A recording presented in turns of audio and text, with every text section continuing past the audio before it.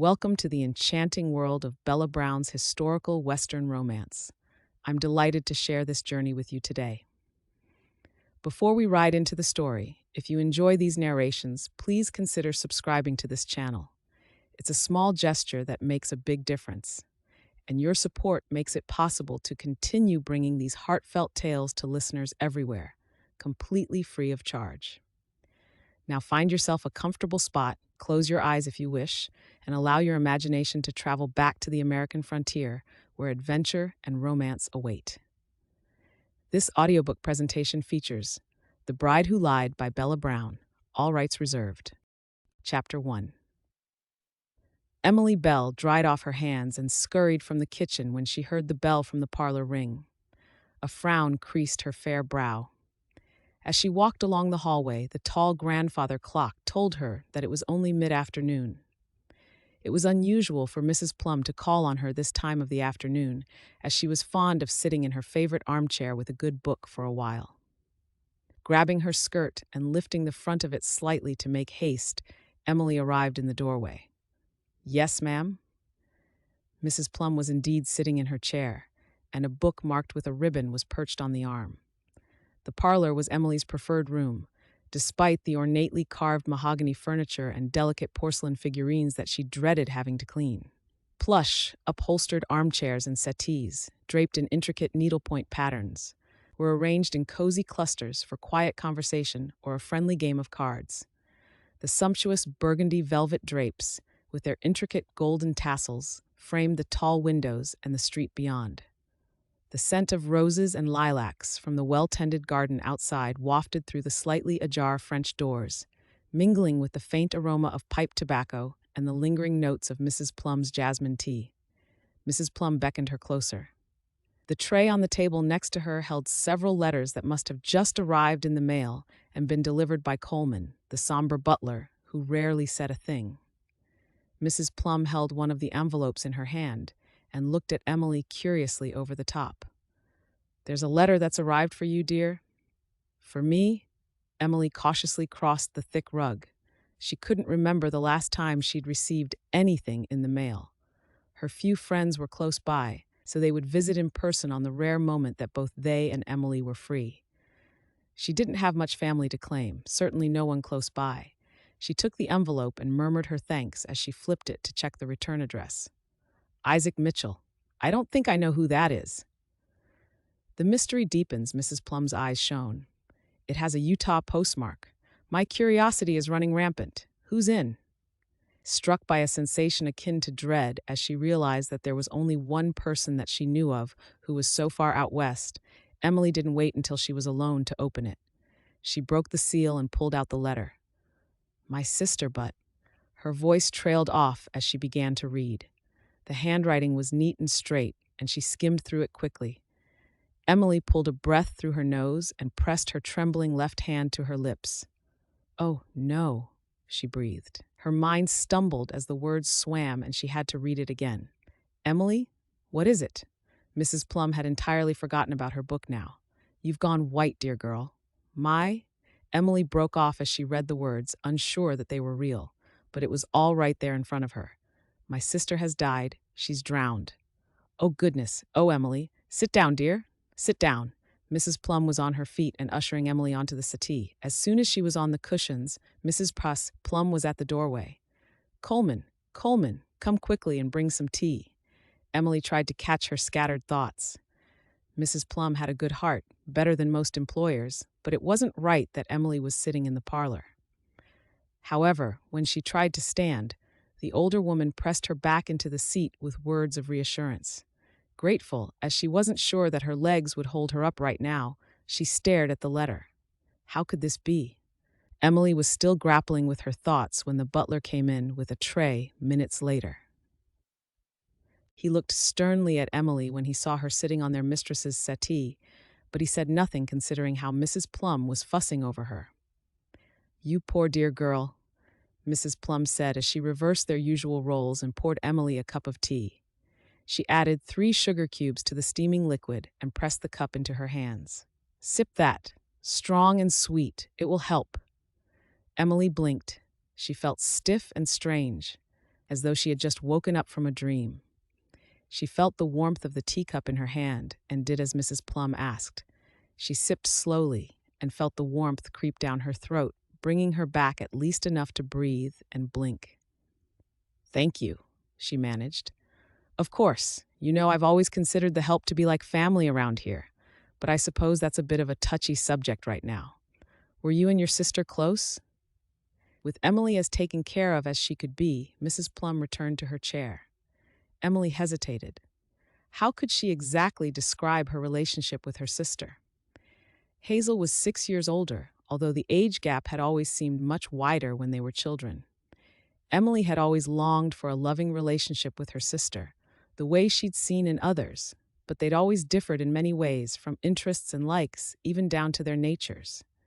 Now, taken from this world by God at just 26, Emily was saddened by the knowledge that she would never know a closeness with Hazel, if only Hazel had softened just once. "I haven't seen her in just over a year," Emily admitted. "She answered an ad in the Matrimonial Times and went out west to marry. I'm afraid we haven't been in touch much since then." Mrs. Plum nodded sagely. Yes, I've heard of many young girls who've been taken in by that idea. I'm sure it's all very romantic, but I wouldn't want to be robbed on the stagecoach. I hear that sometimes the men who place those advertisements aren't exactly what they seem either. I suppose you can take solace from the knowledge that your sister wouldn't have had that to worry about if her husband has been kind enough to write to you and let you know what's happened." Looking down, Emily realized that the letter was still in her hand. She stiffly folded it and slid it back into the envelope, not wanting to see what it said any longer. Drowned? It was impossible. And yet this Isaac Mitchell had explained it with his sympathies, and so she couldn't deny it. "Yes, I suppose so. I truly am sorry, my dear. I don't know where I'd be without my sister, and I can only imagine what you're going through. I want you to take the rest of the day off." That brought Emily around a little bit more. "Oh, no, ma'am. I wouldn't want to create any sort of trouble for yourself or Coleman." Mrs. Plum, who was always kind and generous, and even made a habit of complimenting Emily on her work, looked stern for a change. "You'll be no good to us if you're trying to grieve. It's not a request. I want you to take the rest of the day off. And don't worry about Coleman. I shall listen to his grisly complaints and hold my tongue." She hid her smile behind her teacup. "Yes, ma'am. Thank you, ma'am." Emily managed to push herself up from the settee and bob a small curtsy before she went back to the kitchen. Ignoring the rest of the work that needed to be done, she took the back stairs up to the 3rd floor and went into her little room under the eaves. The sun filtered through the window and over her cheeks as she stood in front of the window and looked out over Baltimore. The morning light seemed to have a magical touch, transforming the brick and cobblestone streets into a dazzling tapestry of color. Emily's eyes danced from one sight to another, taking in the vivid tableau laid out in front of the modest townhouse. The streets were already teeming with life, as men in bowler hats and women in bonnets went about their daily routines. Horse-drawn carriages clip-clopped along the cobblestones, their drivers expertly guiding them through the throngs of people, as street vendors called out their wares in a chorus of hope and enterprise. With the Chesapeake Bay sparkling, the harbor was a hive of activity. Ships laden with cargo from distant lands, their masts reaching skyward like the outstretched arms of 100 wooden giants, came and went in a well-choreographed ballet of maritime commerce. Usually, the view brought her joy. Today it didn't. Emily rarely had a moment free to herself most days, not that she minded. She had a respectable job and a kind employer who ensured that her staff was taken care of. Normally, she would undress in the low light from her gas lamp after a long day of work, and it was strange to be up here in daylight, even if she had a good reason. Her sister was gone. Gone. A soft knock sounded on the door, startling her. She hadn't moved from the center of the room. The door creaked open to reveal Letty, one of the other maids. "I don't have much time, but I heard you were taking the day off on account of the bad news." She bobbed her dark head toward the letter that Emily clutched. Emily traced the corners of the envelope, which had become worn and soft in its journey from Utah. Yes, I wanted to tell you how sorry I am, especially just as you've come out of mourning for your father. Letty took a few steps into the room and closed the door behind her. If there's anything you need, you just let me know. No, there won't be. Emily shook her head. You're already doing enough by having to make up for my work. I feel bad about that, but Mrs. Plum insisted. Not at all. You did the same for me when I was ill a few months ago. I'm happy to return the favor. Letty edged in next to her at the window. You have a wonderful view from here. Not that mine is so bad, but I think yours is better. Emily allowed herself a small smile. Funny enough, it faces the direction of the house I grew up in. There are times when I've fooled myself into thinking I can see it from here, but I can't. Still, I know it's there. Lots of good memories? A dimple showed on Lottie's chin as she grinned. Not exactly, Emily confessed. She set the letter on the small secretary that was in the corner near the window. You see, my sister was the result of a union between our mother and her first husband. He passed away, and then Mother married my father. I came along soon enough, and, well, I don't think it was a well-kept secret or anything, but Hazel didn't like me very much. Oh, but that's childish stuff, Letty insisted. There are lots of siblings who disagree. Yes, that's true enough, Emily said, though I think it was a little bit different for Hazel and me. You see, my sister always felt hard done by. She said that my parents treated her differently because she wasn't my father's child. She felt she had to do more of the work around the house, and she got clothes that weren't as fine as mine. I couldn't see it as a child, but neither was it my fault. Still, she took it out on me. Letty's nose wrinkled. My brothers used to play all sorts of nasty tricks on me. I can't tell you how many bugs and mice I'd find in my bed. That was their favorite, even though they always got in trouble for it. A few bugs would have been kinder than most of Hazel's tricks. Emily's mind flashed with numerous memories, including the time Hazel had broken Mother's favorite lamp and blamed it on her. Hazel hadn't realized that Emily had been over at the Travelsteads for tea, and therefore hadn't even been home to break the lamp. Instead of taking that as a lesson to own up to her mistakes, Hazel had just gotten better at hiding them. Emily's gaze rested on the horizon, though she wasn't looking at the city. Instead, images of days gone by flowed through her in a kaleidoscope. She could be downright cruel, to be honest with you. Things have changed a lot, though. My father passed away, and Hazel took it rather hard. We sold the house, and she went out west to get married. That was when I came here, and I haven't seen her since then. I see. You think there might have been a chance of reconciliation then? The other maid asked softly. Emily's mouth flattened. Possibly. I guess we'll never know now, will we?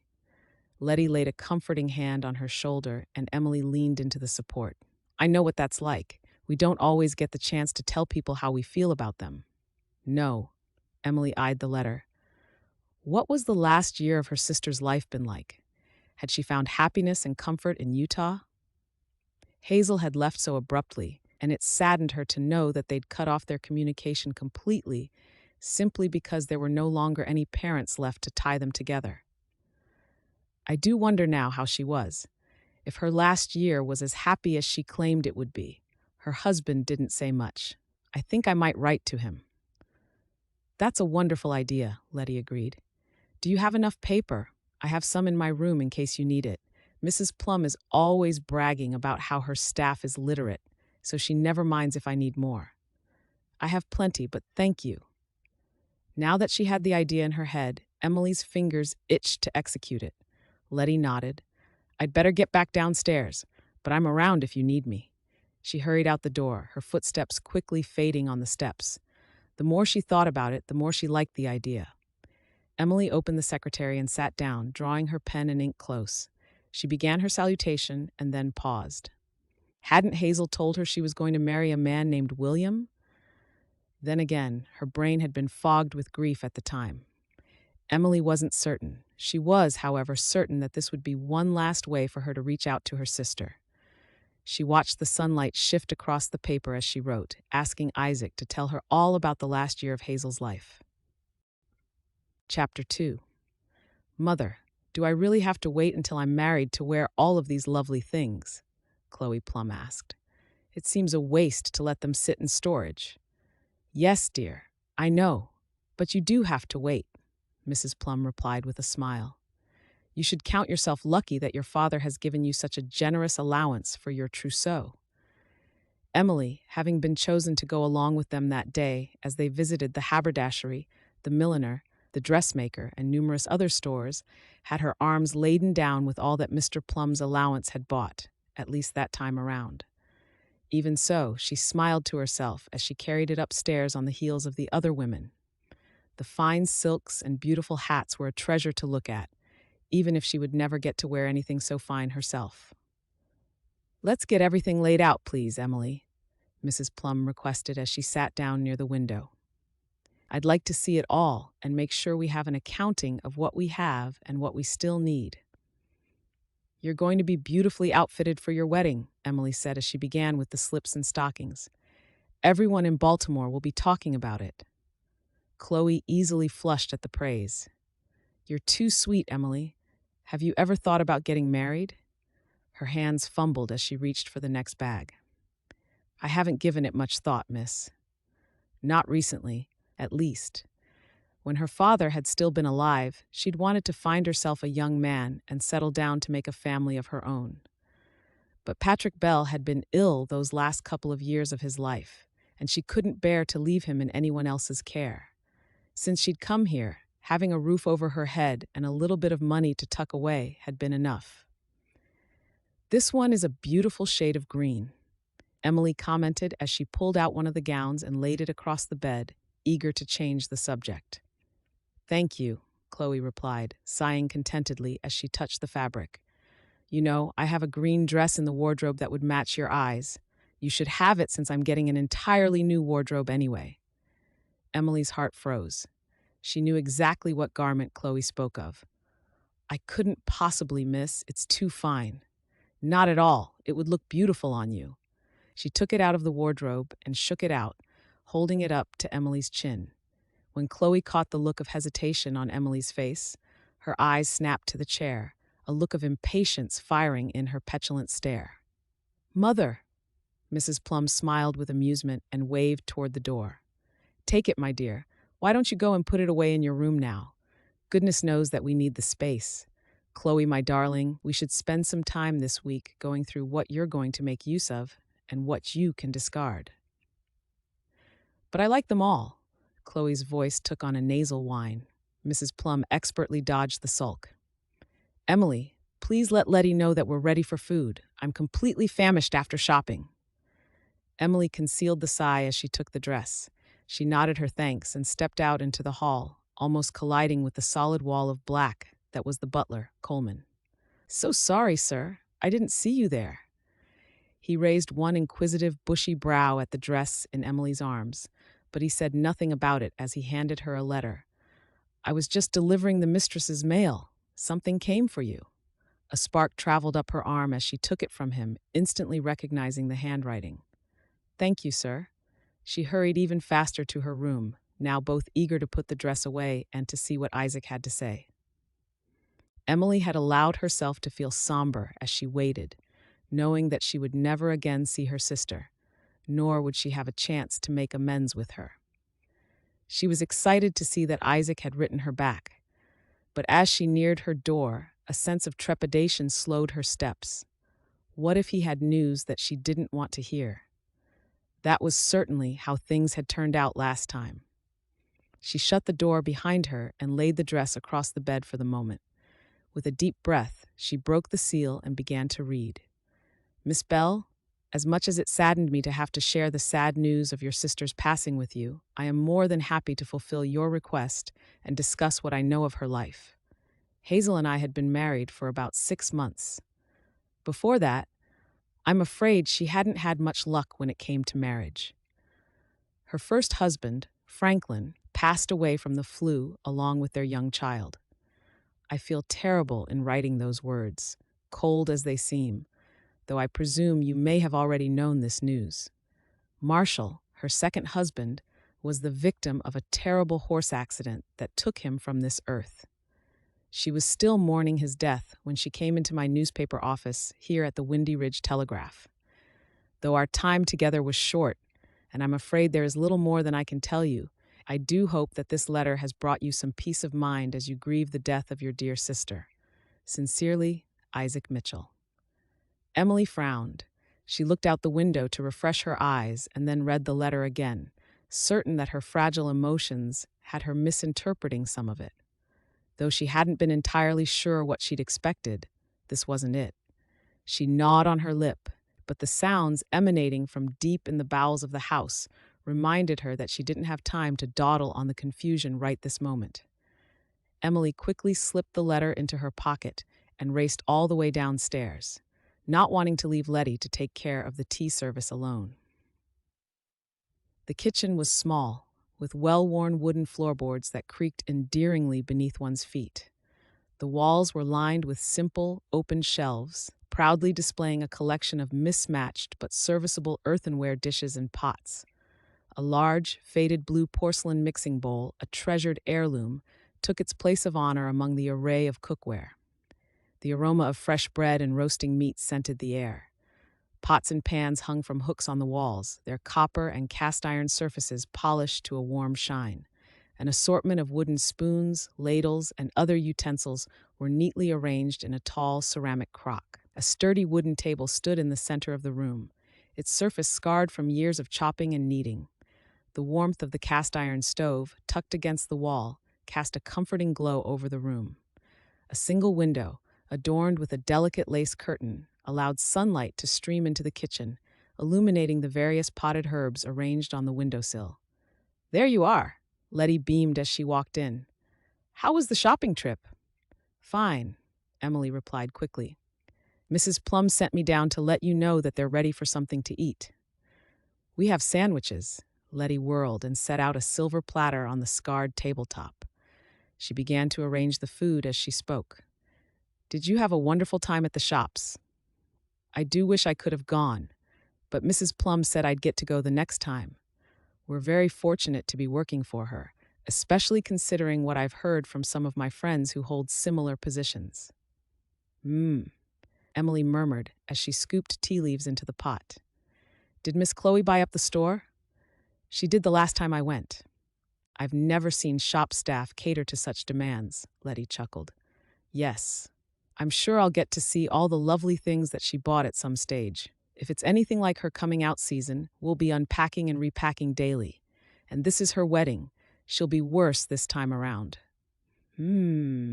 Letty's hands paused to angle a look at her friend. "Emily, that's all you have to say after a day out?" Yes, it was all very lovely. And it truly had been. Emily hadn't been concerned about her own problems as she'd assisted Mrs. Plum and Chloe from shop to shop. Now, however, her problems were at the forefront of her mind as she checked the kettle. "All right, what is it? I know you're a practical girl, Emily, but even you know how to swoon over a beautiful gown." Letty put her hands on her hips and gave Emily a firm look. There was no denying any of that, and so she didn't try. "I received a reply from Isaac, my late sister's husband." Letty's brows shot up. "Is that so? Well, no wonder you're distracted. Did he have anything interesting to say?" "A little too interesting," Emily admitted. She recounted the details of the letter. Now Letty had completely forgotten what she was supposed to be doing. She stood staring at Emily with her mouth open and one hand braced on the table. "Oh, Emily, 2 husbands and a child?" she finally said when she'd recovered herself. "Your poor sister. That's terrible. Did you tell Mrs. Plum about the awful news? I mean, finding out that your niece or nephew had passed away must be a bit much for you." "It would be," Emily said slowly as she poured the hot water into the teapot, "if I believed it." Chapter 3. The water tinkling as it filled the pot was the only noise in the stunned silence that followed.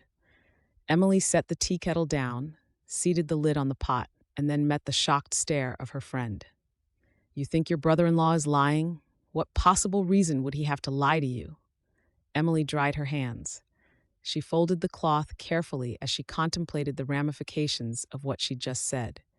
"He has no reason whatsoever, as far as I can see." Her shock was beginning to turn sour in her stomach. The more she thought about it, the angrier she was becoming. Moving west hadn't changed Hazel at all. People who live out on the frontier die all the time, Letty reasoned. That's true enough, but none of what he wrote makes any sense to me whatsoever. I don't understand, Letty pressed. Why don't you believe it? Emily fetched the tea tray and began to arrange the pot and several cups and saucers on it. First of all, my sister was a prolific liar. She could dream up a story like that. Emily snapped her fingers to get herself out of a scrape. Oh, come on, Letty's disbelief pulled down her mouth. We've all told a little white lie once in a while, Emily. Emily folded her arms, fire snapping out of her eyes. Hazel went west to marry a man named William, not a name that was mentioned in her letter. Maybe William changed his mind, Letty reasoned. She put the cream and sugar next to the teapot. Or maybe she did. Maybe the William that she told you about was a brute, and she met the other one. Maybe William was the middle name he used? Or he passed away? Yes, I thought about that. The other thing is she was going to California, not Utah. Regardless of those details, Hazel left a year ago. Letty frowned. I don't understand. The child would have passed before she met Isaac. They'd been married 6 months. She spread her fingers and allowed Letty's mind to catch hers up. Now that she'd said it out loud, she was all the more confident in her logic. My sister hadn't married anyone before she left a year ago. Even if she'd left here and been expecting. Think about the timing, Letty. It's impossible. Letty paused as she reached for the flatware. Her head tipped to one side in thought. No, I don't suppose that would have worked out. To make matters worse, Isaac is supposedly the third husband. She's gone from having no marital history a year ago to suddenly 3 husbands and a child in her past. Frustration seethed through her veins, and she paced the length of the table, its surface white from decades of ruthless scrubbing. This is all very bizarre. There must be some explanation. No one would make up something so fantastic. You don't know my sister the way I do. Emily's laugh was dark and mirthless. Hazel wasn't like anyone else she'd ever met. It was as if she'd go out of her way to make her life more difficult, causing as much mayhem as she made her way through life. She'd convinced a woman off the streets to masquerade as their mother once when the schoolmaster wanted to talk to her about a strange theft. She'd obtained a position in service by falsifying references. She'd spread rumors amongst her friends to cause arguments, then sat back to enjoy the fireworks of them quarreling. Every time she managed to talk her way out of the situation by convincing the wrong person that they were the ones who'd mistreated her. These hadn't been mistakes or accidents. They were things she did on purpose. What exactly had her sister been up to in the past year? Often, Emily would let the unruly behavior slide because her father had died, and their mother had been forced to marry another to keep a roof over her head. Patrick Bell had always treated Hazel kindly as far as Emily knew, but Hazel painted a different story, one of neglect and abuse. The more she thought about it, the more she was convinced that Hazel had continued her dishonest antics. It bothered her to no end. Adding a few cookies to the tray, Letty furrowed her brow. Perhaps I'm naive, but I don't understand why someone would create those sorts of stories. To lie about losing a child? No, I don't think someone would make up that story. There will be some details that you don't know, I'm certain of it. I can't say what purpose that sort of story might have served exactly, but I have my suspicions that Hazel would have been up to no good. Emily, she was your sister. She's no longer here to defend herself. It's bad luck to speak ill of the dead. Hearing the skepticism in Letty's voice gave Emily pause. The pacing stopped, and she gnawed on the inside of her cheek. Letty continued. You're upset. Sit down. I'll take the tray up and then make you some tea. Mrs. Plum will understand. I can't sit, Emily murmured as she pulled out the chair and sat in it. She covered her face with her hands and scrubbed. Even after death, Hazel's antics were causing ripples in the lives she'd touched. Maybe he's the liar. Emily's brows met as she looked up. Sorry? You don't know this man. He could be making it all up. Maybe your sister is happily married in California. Have you thought about that? She blinked and collapsed against the backrest. That's entirely plausible. Letty cut tiny sandwiches. Emily rose to help her arrange them on the tray. Do you have the address for Hazel, where she went in California? You could write a letter, asking, Wouldn't it be wonderful if your sister were still here? Emily sidestepped the question. She said that she would send me the address. She never did. Then how do you know that she made it there? I'd already started here at this position just before she left. Emily recalled the sting of the cruel words Hazel had flung in her face about working as someone's skivvy, and about how that's all she would ever amount to after her foolish father had left them both penniless. Emily was saddened to realize that the last words she'd had with her sister were spoken in anger. Emily cleared her throat to ease the constriction there. She dusted off her hands as she eyed the arrangement of sandwiches and food. How else would this Mr. Mitchell know I had a sister called Hazel, or where to find me? Letty shook her head. What a conundrum. Perhaps you could write back to him. Let him know that you've caught him out in his lies. Anguish creased her expression as she met Letty's eyes. And if he's telling the truth and Hazel did deceive him so, do I then desecrate this man's memories of his dead wife? What would be the point of causing him any further pain? Emily let out a long sigh. She'd known for a long time that there were some things about Hazel that she'd never be able to change. Now that she'd gone to heaven, there was even less of a chance. Still, there was something about all of this that was nagging at the back of her mind. I wish I could speak with him in person, get a sense of the man to know if he was telling the truth or not. Letty chuckled. She bent for the tray and hefted it up. Just turn up out of the blue and confront a stranger? Goodness, what a notion. Why not? Letty almost dropped the tray as she whirled back. Emily dove to catch one corner of it, and the two of them managed to save it before everything hit the floor. Letty set the tray back down to inspect the damage. Only a little slosh of tea had escaped from the pot, and they quickly mopped it up. You can't be serious, Emily. It's across the country.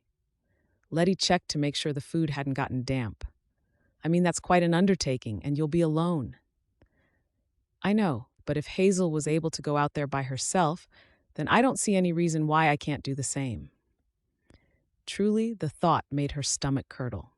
She was glad that this tea was for Mrs. Plum and Chloe, and not the servants, because she was quite sure she wouldn't be able to eat a thing for quite some time. It was a crazy thought, one that she would try to talk anyone else in her position out of. Even so, Hazel was the only sister she had. And Emily had the distinct feeling that she needed to understand the last part of her life more fully than what could be communicated in a letter. I need to know what happened to her. Emily had to swallow. When she spoke, her voice was husky with sadness. Drowning was her biggest fear, Letty. She must have been so scared in her final moments. As devious as she was in life, no one deserves that fate. You'll lose your position here, Letty reminded her with concern. You'll never get another job like this one, not with people who are so kind and caring. Thinking of the beautiful green dress that right then was on her bed, Emily knew she was right. That didn't change her mind, however. I know, but hopefully someone else will appreciate it as much as I have. I've got to do this, Letty. I'll know I'll regret it forever if I don't. Chapter 4. Leaving the familiar sights and sounds of her hometown behind hadn't been as much of a wrench as she'd thought. Perhaps it because her mind was so preoccupied with what lay ahead. She'd written to Mr. Mitchell as she'd worked her notice, but she'd not received his response by the time she was sitting in the carriage, waiting to leave. She could only hope that he welcomed her and treated her visit as it was intended. To discover more about Hazel's last year and find out more about these alleged husbands. Almost as soon as the train had left the station, the landscape had begun to change. Rolling green hills gave way to vast open fields, dotted with herds of cattle and clusters of farmhouses nestled beneath towering oak trees. She had tried to immerse herself in the ever-changing vista, to enjoy the opportunity of seeing lands that she'd only read about, even as niggling doubts clouded her thoughts. Lush farmlands yielded to the rugged beauty of the Appalachian Mountains, their peaks standing sentinel against the sky, blanketed in a thick cloak of verdant foliage. The train snaked through the mountains, hugging the curves of the landscape as it traversed the steep inclines and crossed the narrow gorges, revealing the awe-inspiring views that lay hidden within the heart of the wilderness. Emerging from the embrace of the mountains, the journey carried Emily across the expansive plains of the Midwest, an undulating sea of grass that stretched as far as the eye could see, the horizon punctuated only by the occasional lone windmill or farmhouse. Then the steam engine was climbing once more through the rugged, untamed beauty of the Rocky Mountains. Their snow-capped peaks loomed majestically overhead. Their slopes were adorned with ancient pine forests that whispered secrets of the earth. The rocking motion was like a soothing lullaby as she leaned her forehead against the cool glass.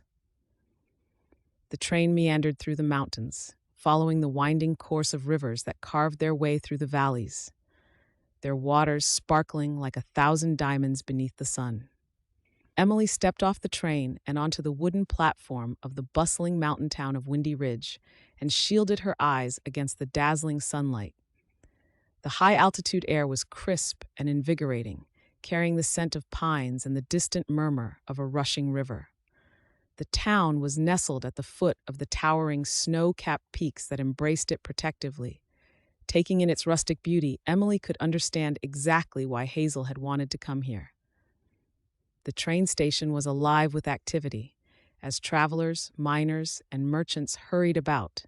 Horses whinnied and wagons creaked as they were loaded with goods and passengers, while the hiss of the steam engine and the clatter of the train's departure mingled with the cacophony of the bustling town. The crowd ebbed and flowed around her as she waited for the porter to retrieve her cases. Her heart raced as she took in the scene before her, feeling a sudden pang of loneliness amidst the whirlwind of activity. She was far from home and the familiar comforts of her friends, and the thought of facing this task alone seemed overwhelming.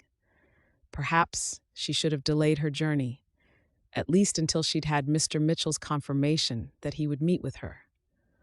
There was no reason for her not to be welcome, and it wasn't as though she was asking for him to do anything more than talk to her for a while. But she still worried, and she felt a familiar stirring of nerves inside her. It seemed as though she'd not known a moment of calm ever since that letter had arrived. The one regret she was already having was that it had taken most of her savings to get here. The train ticket hadn't been cheap, neither had the lodgings during the stops. She'd managed to eat a few morsels when the steam train had waited at the platform for its passengers. She bit her lip as she jiggled the last few coins in her pocket, hoping they would be enough to get her room and board during her stay. Then she'd have to tackle the problem of funding her return trip. It was enough to make her wistful for the steadiness of her job at the Plum's house. She hadn't had to worry about a roof over her head or food in her belly for over a year, and it made her grateful for such things. The porter set her cases down with a touch of his cap and moved to hurry off, but she stopped him. "Excuse me." She held out Isaac's letter. "Could you tell me how to get to this address?" He looked at it and nodded a moment later. "That'd be the office for the telegraph. Just head right down over there and you'll see it on your left. Can't miss it. Thank you very much." With her bag in her hand and worrisome thoughts gnawing at her mind, she went out onto the dusty street. Not far from Salt Lake City, Windy Ridge was a thriving little town. The town's buildings were a mix of rustic wooden structures and sturdy stone edifices. Emily studied the rough-hewn facades of the buildings, trying to imagine Hazel walking these streets. Had she been happy here?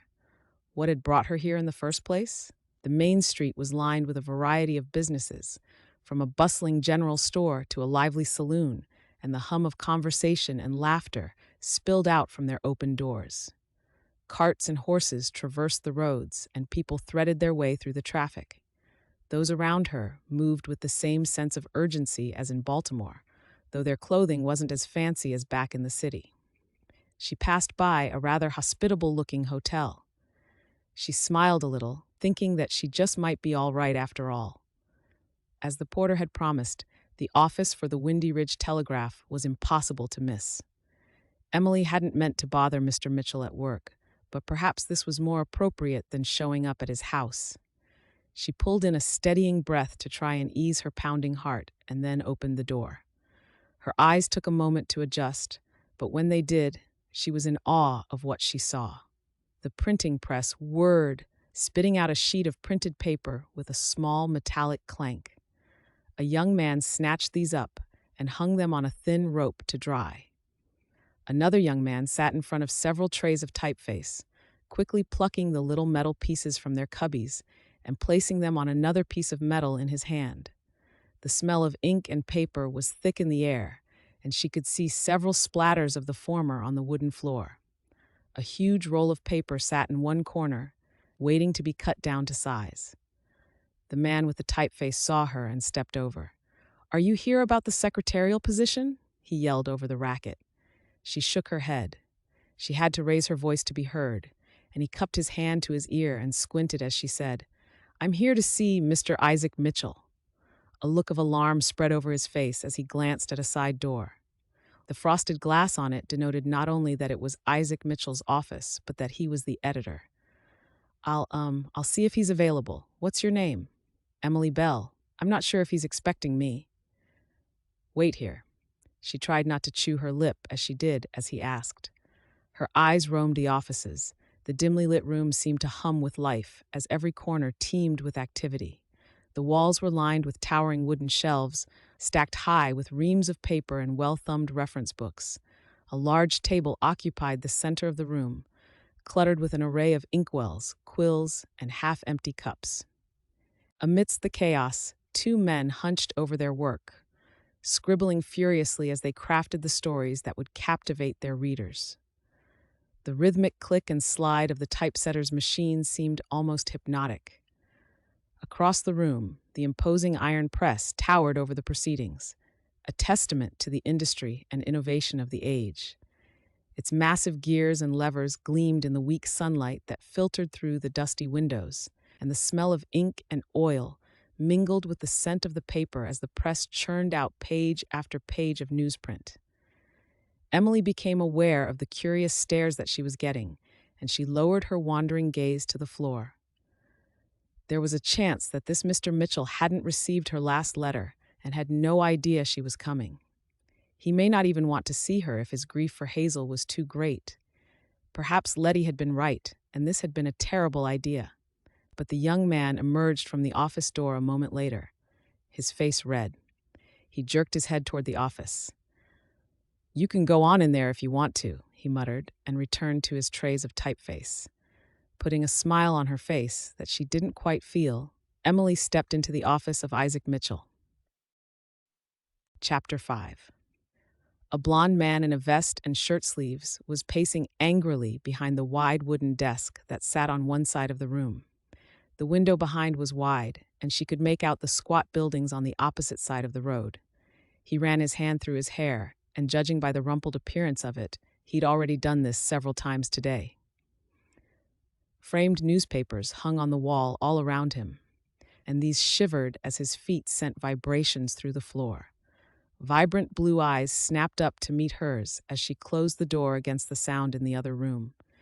Inexplicably, she was glad she'd suffered a bout of insomnia last night. It had meant she'd risen early and had had extra time that morning that she'd used to arrange her hair just so. She felt his gaze rake over her slim form, and she lifted her chin a tad to meet his intense gaze head-on. "You're Emily Bell?" he barked. Her brother-in-law had an air of ferocity that rippled off him, making her pulse jitter. His hair curled over his collar, and his mouth was a harsh, unsmiling line in his tanned face. She swallowed, wishing at the moment that she wasn't. "Yes, I presume you're Mr. Mitchell?" "I am." His words were quick and harsh, and the sound of the machinery in the room she'd just walked out of was far more pleasant than his voice at the moment. "You made quick work of getting here." Not entirely sure of what was going on, Emily chose her next words carefully. "Hazel was my only sibling. I wanted to come and see if I could help in any way." He let out a scornful laugh. "Oh no, your sister has already helped me enough."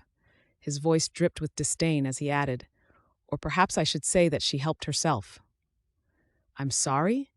He reached the one end of the room, spearing her with a look as he turned and made his way back. "Or maybe you're here to finish up the job, no doubt cut from the same cloth."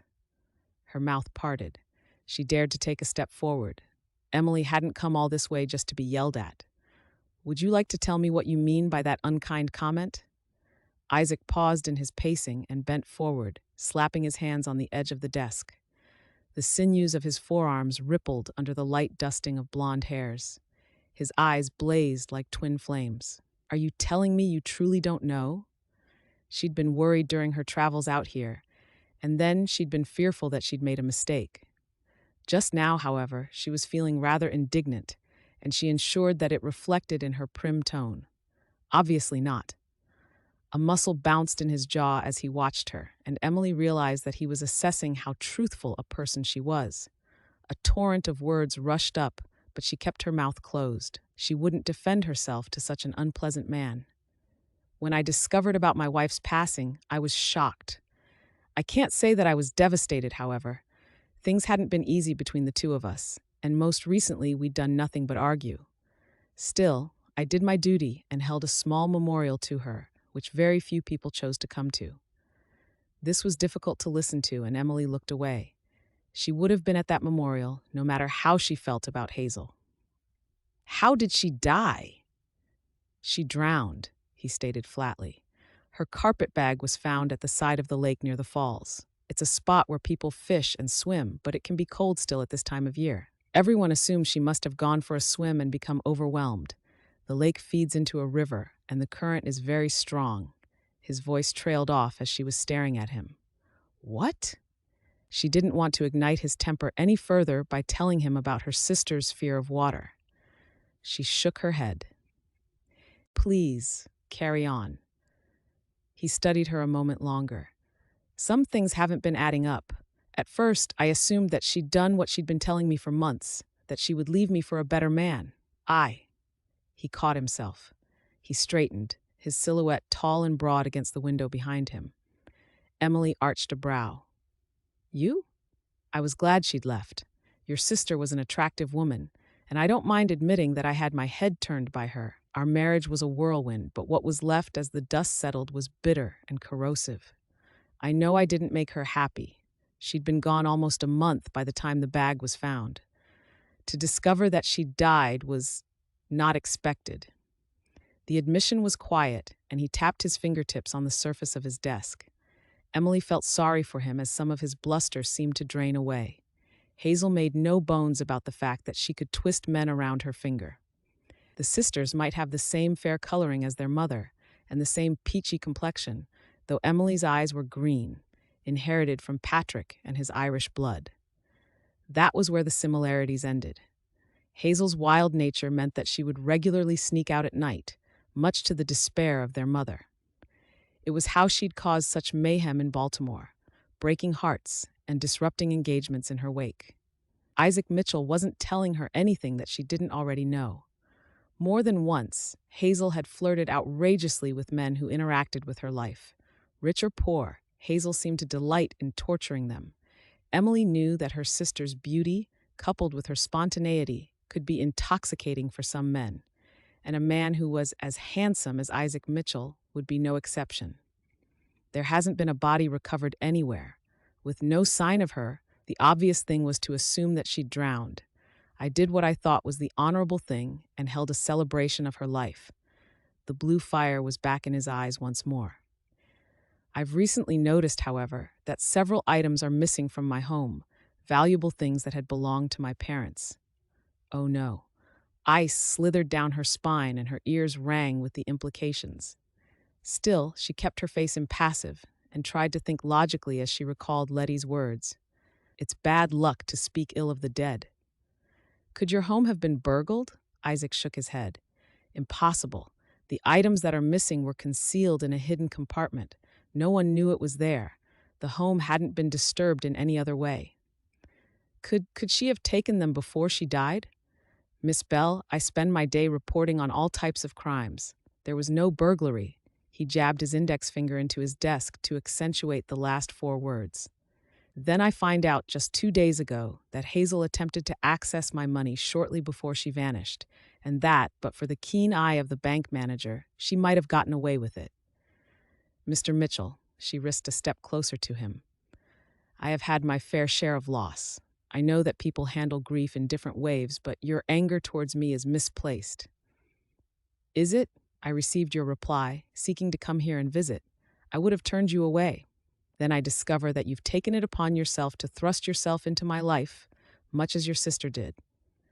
The pacing resumed, but this time he stopped in front of the window, giving her a view of his stern profile. Dread pooled in her belly. Why would you have turned me away? You know, I should have seen this coming. He spoke as if her tentative question hadn't been heard. He rounded on her, vibrating with anger once more. I print stories all day about murderers, thieves, and the like. Equal percent. I hate to say that there's any honor in holding up a bank, but at least there's no deception to it. I've wondered how folks can let themselves be swindled as they are, and yet I have been. Her mind was a jumble of his angry accusations and echoes of the past.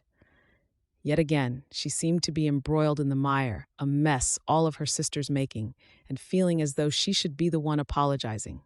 Frustration kicked her temper up a notch, and she drew herself to her full height, even though it would barely reach his chin. Mr. Mitchell, she shot back, I'm very tired from my travels, and I don't want to draw my own conclusions and then find out that I've completely misunderstood. I'm not a stupid girl. So would you kindly stop dancing around the issue and tell me plainly what you think is going on? His eyes flashed ominously at her, and he stepped around his desk, prowling across the red-patterned carpet in long, loping strides. She wanted to retreat from the fury that rolled off him, her breath catching in her throat. I don't think your sister is dead at all, Miss Bell, he growled. I think she stole valuable personal property from me and then faked her death so that I wouldn't follow. He raked his gaze over her stricken face. And I think you're here to finish what she started. Chapter 6. Emily could feel the blood draining away from her face, and the world tilted violently around her. She was saved from hitting the ground when his strong arms caught her. He swept her up in his arms and set her back down in the chair next to his desk. Although his voice sounded as if he was speaking to her through molasses, her mind ran amok. Miss Bell, are you all right? The air felt thick as if there wasn't enough of it in the room to fill her lungs. Please, I just need a minute. She fanned her face. Was this possible? Hazel was a troublemaker. That could not be denied, but would she stoop so low as to fake her own death? She had never exactly been an upstanding citizen. She lied and cheated any time that she saw a benefit from it. Emily believed that she simply chose not to consider the consequences nor the ramifications of those involved in her shenanigans. Emily's parents had been shamed by her actions. None of the governesses, tutors, or teachers had ever been able to make her see the error of her ways. Hazel was who she was. Isaac bolted to the office door and shouted a command. A few moments later, the young man who'd been working with the typeface came in with a glass of water. Here, he said gently as he handed her the glass, crouching down next to her chair. Take a deep breath. She took the glass with shaking fingers and brought it to her lips. The cool liquid helped, but nothing could make her completely recover from what he'd just said. She pressed her lips together to quell the trembling, suddenly aware of how close Mr. Mitchell was to her. Now that his anger had abated, his face had softened, and Emily could see what a handsome man he was. Better? He asked. She nodded and offered him a small, grateful smile. A little, thank you.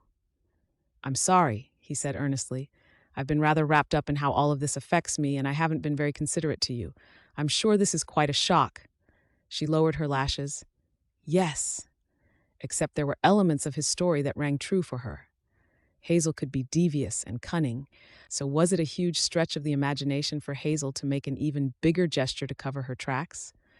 Right on the heels of that thought came guilt, rushing up, hot and fast. Hazel was her sister, her only family left. Believing this man's wild accusations about her sister smacked of betrayal. She'd wanted a reunion with Hazel, hadn't she? If Hazel was alive, she could try again with her.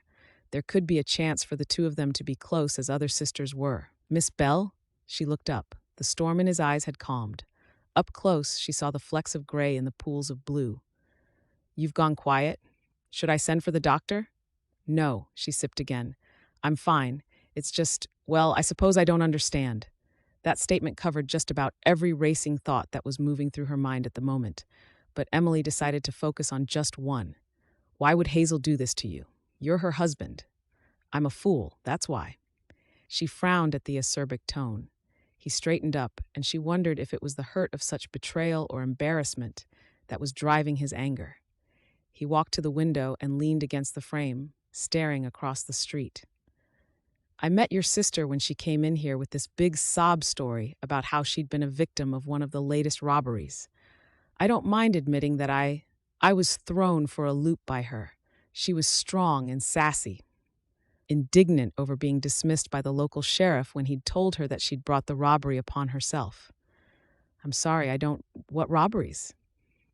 There had been a spate of thefts locally. We get a lot of transient folks through here, what with the train passengers. Lumberjacks and ranchers use the trains for trade and the like. Windy Ridge prides itself on being a welcome spot for everyone. She claimed to have been a victim of a robbery. She'd had all of her jewelry stolen, heirlooms of her mother's, a string of pearls, and a ruby pendant that belonged to her grandmother. She was heartbroken over that. Emily was glad that his attention seemed to be on the traffic that rolled by his window. She could imagine her sister's storytelling. Had she sat here, right in this office? They'd had no bequests left. Hazel had dealt with Patrick's estate, but their mother had no jewelry to be able to pass down to her daughters. Oh, Hazel, what have you done now? Isaac continued. Hazel said she wanted to give her statement to the paper so that the marshals would see just how awful her situation was. She'd been left penniless, cast out of the lodgings because she couldn't pay her way. She wanted as much pressure on the thief. She was furious and magnificent in all her anger, he murmured. I don't mind admitting that I was taken in by it all. I settled the debt she'd accrued at the lodgings. I offered her a job here so that she would have an income, just filing the newspapers. Even from this angle, Emily could see the rueful smile that pulled at his lips. She was clever, but not very organized. Still, despite her shortcomings, it allowed me to keep her close and get to know her. I was infatuated. That was probably a mistake. Perhaps she saw that I owned a successful business. She seemed to like the fact that I own a grand house and have money. We married quickly, despite people around me warning against such folly. I fell for all her lies. Now, in hindsight, I see them so clearly. Things fell apart very quickly after the wedding. I'd catch her in a fib, and we'd have the most terrific arguments. She'd always twist things. He sent her a sharp look then, catching his meandering words. Shame. That's what Emily saw there, brutally clear in its honesty. Her heart squeezed for him. She could see how much Hazel had hurt him. Her sister was adroit at shifting blame when it suited her. I'd had enough. After one particularly spectacular quarrel, she told me that she'd leave me, and I met her threat with one of my own. I was going to seek legal advice. I wanted to divorce her. She was apoplectic. His hand went to his cheek, and Emily imagined that her sister had probably attacked him in her fury. When I woke the next day, she'd gone. The bag then turned up on the lake, and I assumed that the sheriff was right in his assumption, that she'd drowned, and that her body, well, we live alongside a wilderness with wild animals, he amended for her delicate ears, his unspoken words allowing her to draw her own conclusions about what could have happened to Hazel. But she wasn't focused on the suppositions of Isaac or of the sheriff. Knowing Hazel as she did, looking at the cold, hard facts surrounding Hazel's life here, Emily had every reason to come to the same conclusions that Isaac had. Hazel had indeed faked her death. It was your letter, he continued, that had me thinking about this a little bit more clearly. As a newspaperman, I have to study the facts and make sure that I print only the truth. I hadn't thought enough about the facts in my own life, and I realized after I'd written that letter that perhaps things with Hazel weren't as they seemed. I'm so sorry, Mr. Mitchell. There's nothing to be sorry for unless you had anything to do with it, he said bitterly. She was losing all of her strength, but she still had enough to protest as she fanned herself with her hand. I'm just as appalled by this as you are. He turned to look at her then. Under his scrutiny, her skin tingled. "I believe you," he said, which makes for a welcome change. When she frowned at him, he expanded. "The marshals and the local sheriff think that I'm just a wretched husband, consumed by abject grief when I tell them that she's still alive. They seem to be ignoring the fact that I believe she's alive, not because I want her back, but because I want her caught." The quick rap on the door drew their gazes, and the typesetter's head appeared around the edge of the door. He held up his pocket watch and tapped the glass. Isaac sighed and thrust an impatient hand through his hair. "I'll be right with you." When the door had closed again, one corner of his mouth twitched. "We have a deadline to make. I need to get back to work." Isaac glanced toward the window where the angle of the afternoon sun was decreasing. "It's getting late. I assume you've only just arrived here in Windy Ridge. Have you obtained a room yet?" Emily blinked. The most basic things had slipped her mind completely over the last few minutes. "I haven't." "Please forgive me for being so rude and allow me to take you to the hotel myself. I'll feel better if I make sure you're safely settled before I come back and finish my workday." Emily rose and set her glass on the corner of his desk. "I saw the hotel as I arrived. I can manage by myself." "Nonsense." Isaac snatched up his hat after he'd pushed his arms into a jacket. "Now that I think about it, the lumber laborers will probably have filled up most available rooms there now that the lumber trade has started up again for the summer. There's a bed and breakfast across town that should be able to help." He yanked open the door. She stepped through. Isaac yelled to his staff that he was going to see her to her accommodation and that he wouldn't be long. If they were cross that their boss was leaving, their faces didn't show it. She bent for her valise case where she'd left it at the door, but Isaac nudged her back, saying, "Please, allow me." The fresh mountain air felt glorious on her heated cheeks, and she pulled the cooling breeze deep into her lungs.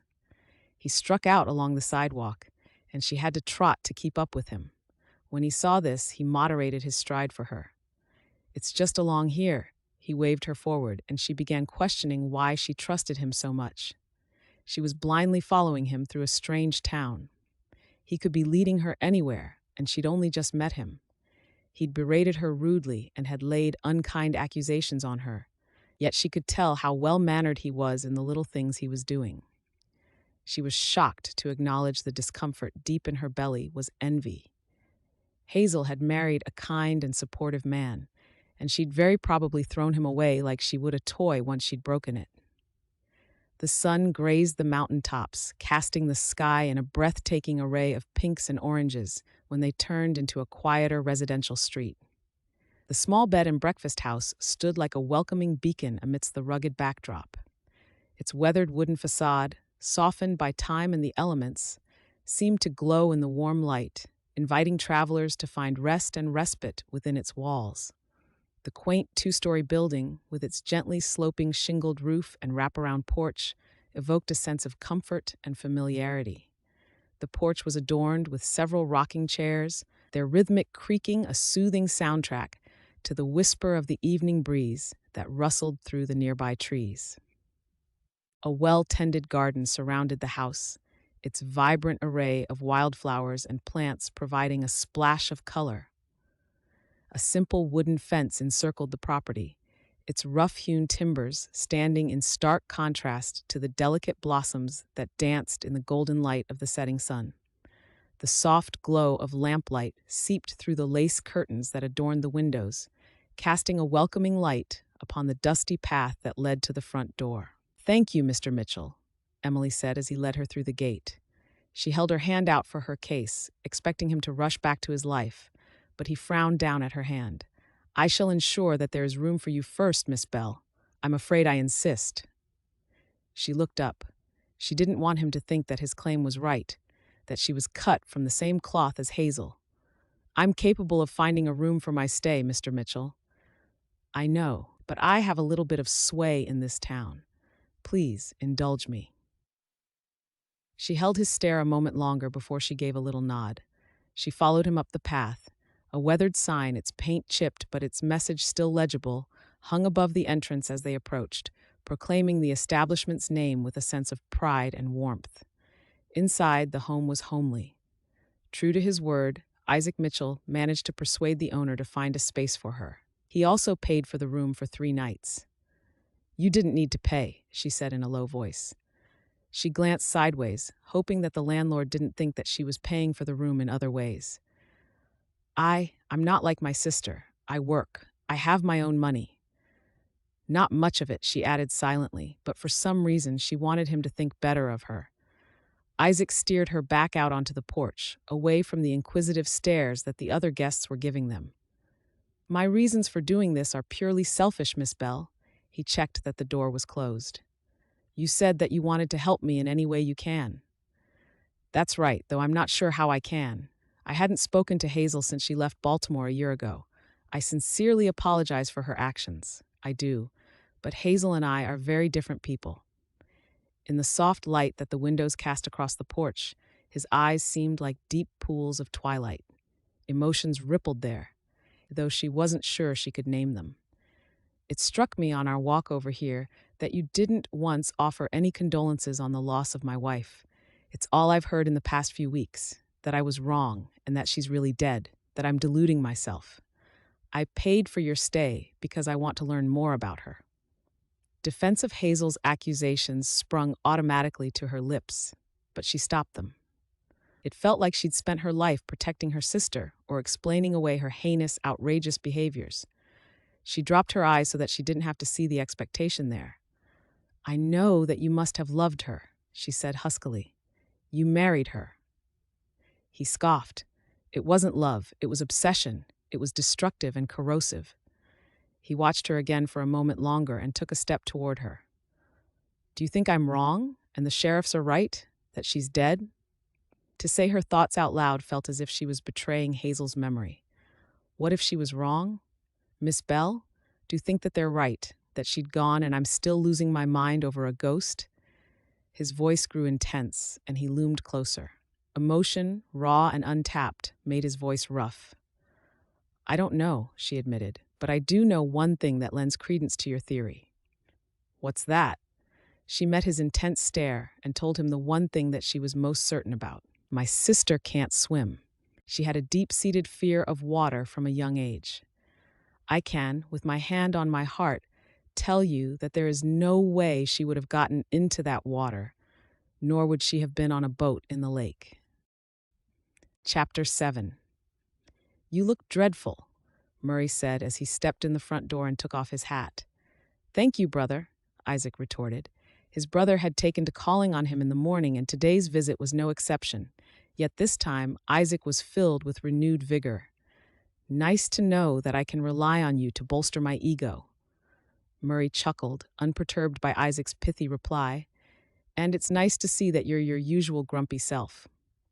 "Tell me one reason why I shouldn't be," Isaac replied glumly as they moved into the parlor. Alma, his part-time housekeeper, had laid out some tea for them, but Isaac didn't have any interest in eating or in playing host. His older brother, however, was more than happy to help himself. He scooped up a sandwich. "If you want me to, I'm more than happy to play devil's advocate here." Isaac, still too restless to sit, fiddled with the decanter on the side table. "I'm not sure I want to know exactly what you mean by that." "Then I'll tell you anyway," Murray said when he'd swallowed his first bite of the sandwich. "You have plenty to be grateful for, little brother. The fact that Hazel is out of your life isn't exactly the least of it." "You never liked her very much, did you?" Isaac had known right from the start how Murray felt about Hazel, even though he'd done little more than raise an eyebrow and wish the two of them well. Sitting on the plump settee, Murray leaned back. "It wasn't as though I could tell you that before it was too late," he said, as though reading Isaac's mind. "You were infatuated, if not with her, then with the idea of saving her." There was no denying that. Hazel had put on quite the performance with her tearful stories and the way she lit up every time Isaac made the least effort to assist her. He'd wanted to keep eliciting that response in her, and it made him feel a certain sense of duty toward her. Yes, it was never love, a fact that I've been somewhat grateful for over the last few weeks. "I thought it was at the time," Murray admitted as he took another sandwich. "You always were quick to fall in love." "Why do you say that?" "It's not as though I'd ever been married before," Isaac protested. Despite how much Isaac's ire was up, Murray was as calm and rational as ever. No, but there were a few times when we were younger that you'd thought about it, and it was always with women that you hardly knew. Not all of us can be lucky enough to marry the neighbor girl that we've grown up with our entire life, Isaac reminded him. No, Murray agreed, but that doesn't mean you can just grab any woman off the street and make her your wife. Isaac rolled his eyes to the ceiling. Please, Murray, I don't need that smug tone. It's irritating. Not that he didn't value his brother's opinion, and he could certainly use Murray's support right now, but he wasn't helping with a lecture, especially after such a restless night. Isaac thought about Emily and closed his mind off to the intrusive thoughts about repeating the same pattern once more. She might be young and beautiful, but she'd come here to help. It was entirely different. He'd spent some time last night recalling their conversation before he'd acquired her assurance that she would call upon him this morning at his residence. He wanted to know more about Hazel, he'd told himself, and yet his heart thrilled each time he thought about seeing Emily. How could two women share a mother and yet be so different? They had the same blonde hair, but Emily had vivid green eyes, whereas Hazel's were brown. Hazel was vivacious and alluring, but Emily's appeal was softer, gentler, even as she'd grown cross by him paying for her accommodation.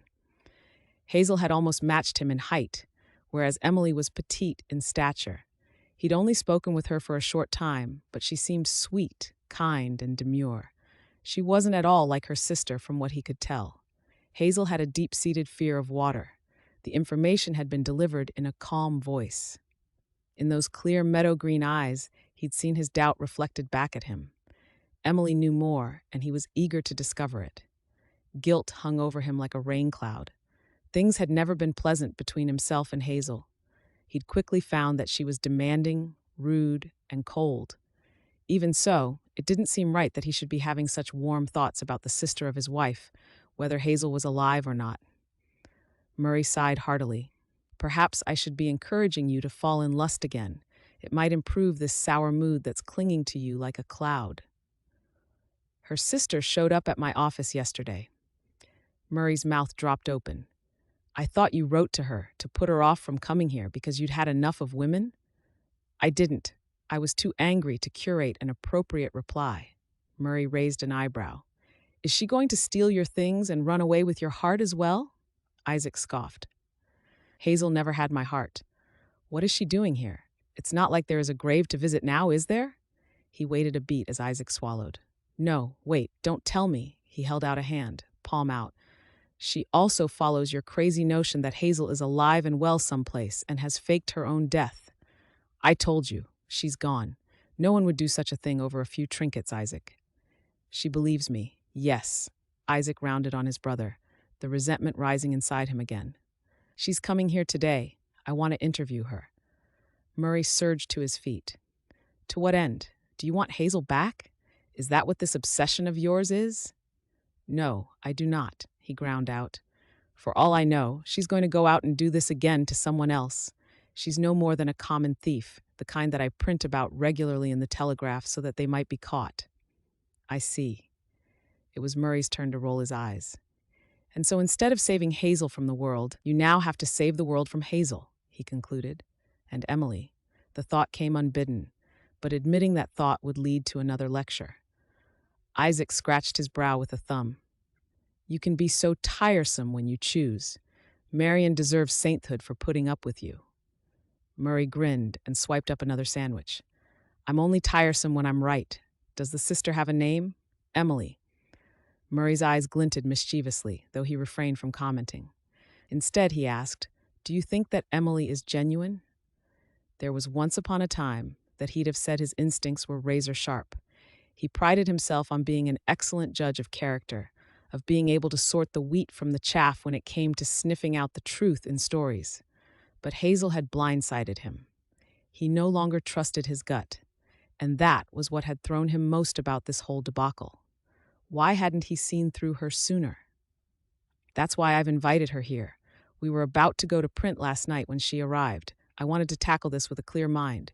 She's due any minute. You're welcome to see for yourself. Might I make a suggestion? If I say no, will you say it anyway? Of course, Murray replied. Isaac growled. Smarter yourself up. If you don't wish to appear as if you've just left the asylum, you might want to run a comb through your hair. People might take you a little more seriously then. Isaac glared at Murray's unapologetic face and stalked from the room. He took the stairs two at a time. A look in the mirror, however, confirmed that Murray had been right. He looked a little deranged, like he'd been awake most of the night before. He combed his hair and swapped his shirt. He shouldn't care what Emily Bell would think of his appearance. He knew that women warmed to him, but he wondered about the woman and what kind of man might attract her attention. Just as he was walking back down a few minutes later, he heard the soft knock, though Murray must have seen her walking up the drive because he was already at the door. He raced down the last few steps as Murray swung the front door open. Emily, I presume? Yes, she began, though her confusion eased when she saw him behind Murray. She was dressed all in a shade of green that matched her eyes so perfectly that Isaac found himself staring. Miss Bell, please come in. He nudged his brother back and pressed the door wider. I hope I'm not too early, she said politely as she stepped inside. Those glorious eyes lifted and angled to take in the hallway. I left the bed and breakfast early in case I couldn't find your place. Not at all. I should have sent a carriage for you had I thought on. That isn't necessary, she smiled, her eyes darting to Murray, who was studying her. Actually, you're just in time to meet my brother. Murray, this is Emily Bell, Hazel's sister. Ever the charmer, he took her hand and bowed over it. Hello. I must say I can't see much resemblance between you and your sister. Oh, Emily touched her hair and her cheeks reddened. We share a mother, different fathers. A hot pang of jealousy ripped through Isaac's chest, and he cleared his throat to tamp it down. If you stay in Windy Ridge long enough, perhaps you'll get the chance to meet Murray's wife, Marion, he announced as he guided her into the parlor. If Murray noticed Isaac's not-so-subtle attempt to inform Emily that he wasn't available, he let it slide. I'm sure that she'd be delighted to make your acquaintance. Was the bed and breakfast suitable? Yes, it more than met my needs. Thank you for your assistance. When she looked at him with genuine gratitude, he felt his heart rushing. A silence followed, though it was Murray who broke it. I must get going, Isaac. I have more calls to make today. I shall call upon you tomorrow. He shot him a pointed look that spoke volumes. Murray would no doubt be warning him against being taken in by another of the Bell women. It was nice meeting you, Miss Bell. He nodded at each of them and showed himself to the door. That left the two of them alone, something that Isaac had mixed feelings about. What had he been thinking to invite Emily to his home? It would have been far more appropriate for him to visit her in the lobby of her hotel, or for them to meet up in his office once again. Granted, she was family visiting the widower of her late sister, or at least what everyone assumed to be her late sister. There was nothing truly inappropriate, but he felt self-reproach moving over him. Please, he gestured at the sofa, would you like something to drink? Alma, my housekeeper, has been kind enough to leave us some refreshments this morning before she left for the day. Emily poured a cup of tea and then handed it to him. Isaac stared at it for a moment before his hands came up to take it. His fingers brushed hers as he did, and awareness zipped through his belly, though his voice was steady when he said, I think it's my job as the host to make you a drink. Her face flushed under the incredulous look. I'm sorry. I had a position in a household in Baltimore as a maid. I'm more used to pouring the drinks for others than for myself. Her light laugh was contagious, and he could feel the echo of her touch even when she'd turned to pour herself a cup. Service is honest work. I suppose that might come as a surprise to you, given what you know of my sister. Her voice had been bright when she'd spoken to him a moment ago, but it had quickly dulled once the subject turned to Hazel. I didn't mean to. No, it's all right, she insisted. She sweetened her drink. Hazel turned her nose up when I said I was going to find work in a house. I didn't have to work up until that point. Hazel had tried to find work, though many of her jobs didn't last too long. She was difficult. Emily sat on the sofa, right on the edge, as if she were about to bolt at any moment. She arranged her skirts daintily, though her fingers pleated the material nervously. My father had an income, though something went wrong when he passed. We were left with nothing when he passed away last year. Hazel had to deal with selling the family home simply to settle debts. She shouldered it all to save me the heartache. I'd begun to hope that we might have a happier relationship, but it wasn't the way. She announced she'd received a proposal from a man named William, and she was leaving. I'd secured a job, working in service. Well, at least that part of Hazel's story correlates, Isaac murmured. He could see the sadness on her face, and he longed to do something about it. Hazel had mentioned that her father had passed on. I am sorry for your loss. Technically, he wasn't her father. Emily frowned into her cup. I shouldn't talk about these matters, I know, but I do think it's relevant. Hazel always felt left out growing up. My father worried about her reputation. Both Mama and Papa tried so many times to bring her mad capers under control. I think she learned early on that acting outrageously was one of the best ways to get attention. The kind of thing most children do, but that adults must eventually outgrow, Isaac supplied. Precisely. She nodded enthusiastically, glad that he understood her. You see, that's exactly why I've come here, Mr. Mitchell. Please call me Isaac. It was too soon for formalities, and his brother's warnings reverberated in his head.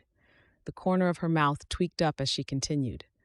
My sister has never been an upstanding member of society. I could sit here for quite some time and tell you everything she'd done, although I don't know that the details will help very much. Being here, saying these things that cast aspersions on her character feels wrong to me. I should be mourning her death, or defending her, but he could tell that she was fighting back the tears. His hands itched to reach across and comfort her. But I spent much of last night ruminating over the story of how you'd met. I don't know what Hazel has spent the last year doing. I only know that she was petrified of water and that the timelines of these alleged marriages do not add up. I'm so cross with her, even whilst I want to love her like a sibling. She met his eyes. The clear green stare zinged right to his solar plexus. He had to blink at the force of feeling that swarmed him. She continued, her voice quaking with anger that shone in those green eyes. Hazel's moral compass is wonky, that I can say with certainty. But to lie about losing a child, lying about the husband's, faking her own death, it surpassed anything I've ever known her to do. These stories are so despicable that I find the whole matter incomprehensible. And yet, there are elements of what I know to be true about her. I want to help you get to the truth. If she has passed away, then I will grieve for my sister. If not, then I want to find her and give her a piece of my mind. What do you propose we do? The only way I see it is to share what we know and pool our knowledge. If Hazel is out there, I want to help you find her, even if it means implicating her in a crime. Chapter 8. Emily had given up on sleep some time before dawn. Last night, she'd choked down a few mouthfuls of the hearty supper that had been set in front of her before she cried off, claiming exhaustion. Yet, as she'd lain in bed, sleep had been the last thing on her mind. She'd followed the directions to Isaac Mitchell's colonial-style home. It seemed the property was practical, fenced in a small yard. A few potted plants were at either side of the doorway, though that was the only ornament to the garden. Simple and practical. Hazel wouldn't have cared to get her hands into the soil, Emily mused as she walked up to the house. There had been a wagon in the driveway with a bored-looking horse hitched at the front. When Murray had opened the door, she'd been certain that she was at the wrong house. Seeing Isaac's smiling face behind him had soothed her worries, in more ways than one. Still, when she'd stepped into the hallway, she was immediately struck by the opulence that greeted her within. The hallway was lined with exquisitely crafted wainscoting, and the polished wooden floor gleamed beneath her feet. To her right, an elegant staircase with a gracefully carved banister swept upwards, leading to the private quarters. Its dark wood steps had been worn smooth by countless footsteps. Even the parlor held splendor, with richly colored oriental rugs covering hardwood floors, their intricate patterns a vibrant tapestry of design, and sumptuous burgundy and gold wallpaper adorning the walls. No wonder her sister had married Mr. Mitchell. The home screamed of wealth. In the center of the parlor stood a grand piano, its ebony surface polished to a mirror-like sheen. Its elegant curves and gleaming keys invited her to imagine the melodies that had filled the room during countless evenings of music and laughter. Around the piano, luxurious armchairs and sofas were arranged, their velvet upholstery inviting guests to linger and enjoy the company of their hosts. A large, ornately framed mirror hung above the marble fireplace. The mantel was adorned with an array of precious objects. She'd felt his brother's suspicion rolling off him, and it irked her. She wasn't like Hazel, but as she'd taken her seat opposite Isaac, it was only reasonable that Murray would be wary of her. After all, when you had a good relationship with your sibling, you'd want to look after their best interests, wouldn't you? As she sat there and summed up her childhood with Hazel as well as she could, she'd tried to keep to facts. She reminded herself as she divulged the information that this wasn't treachery. Hazel would have no trouble spinning out a story to make Emily look bad. Everything that she was telling Isaac Mitchell was the truth. Emily felt strange as she sat and listened to Isaac's tale. Neither of them had much to say that was very nice, and yet she could feel that their shared history connected them. He wasn't the same man she'd initially met in the office of the Windy Ridge Telegraph. True, he had that same solid build and that same blonde hair that flashed gold when the sun shone through the window. His eyes were still blue, but they had a different look entirely when they weren't filled with anger and resentment. His smile was wide and charming, his manners polite. Even his home carried a certain element of comfort about it, and the tension that had built up in her body as she traveled here from Maryland was slowly draining out of her. She'd been gone just over a week at that point, Isaac was saying. He'd painted a vivid picture of a marriage that had quickly imploded and the strong dislike that had formed between them despite the marriage certificate that bound them together. As I said, I wasn't worried about her vanishing. A boy that had been playing down by the lake with his friends found her bag and brought it to his parents. A book inside had Hazel's name written on it, which led them to conclude it was her property. The sheriff brought it to me, and I confirmed it was hers. He said it all as though he were recounting the weather last week, without much emotion at all. Emily was appalled at thinking any marriage could hold so little love, and yet she was grateful that at least Isaac had managed to spare his heart from Hazel's trickery. You know, that was one of the things in your initial letter that had me wondering the most about my sister. She couldn't swim, and she was terrified of the water. Even as a little girl, she refused to play in the shallows because she was convinced that she would somehow drown. It was the one thing I knew her to be afraid of, and so it struck me as odd. Isaac nodded. That makes sense. Though it was difficult, Emily pushed on. Then, in your next letter, when you discussed her other marriages, I knew that things couldn't be right.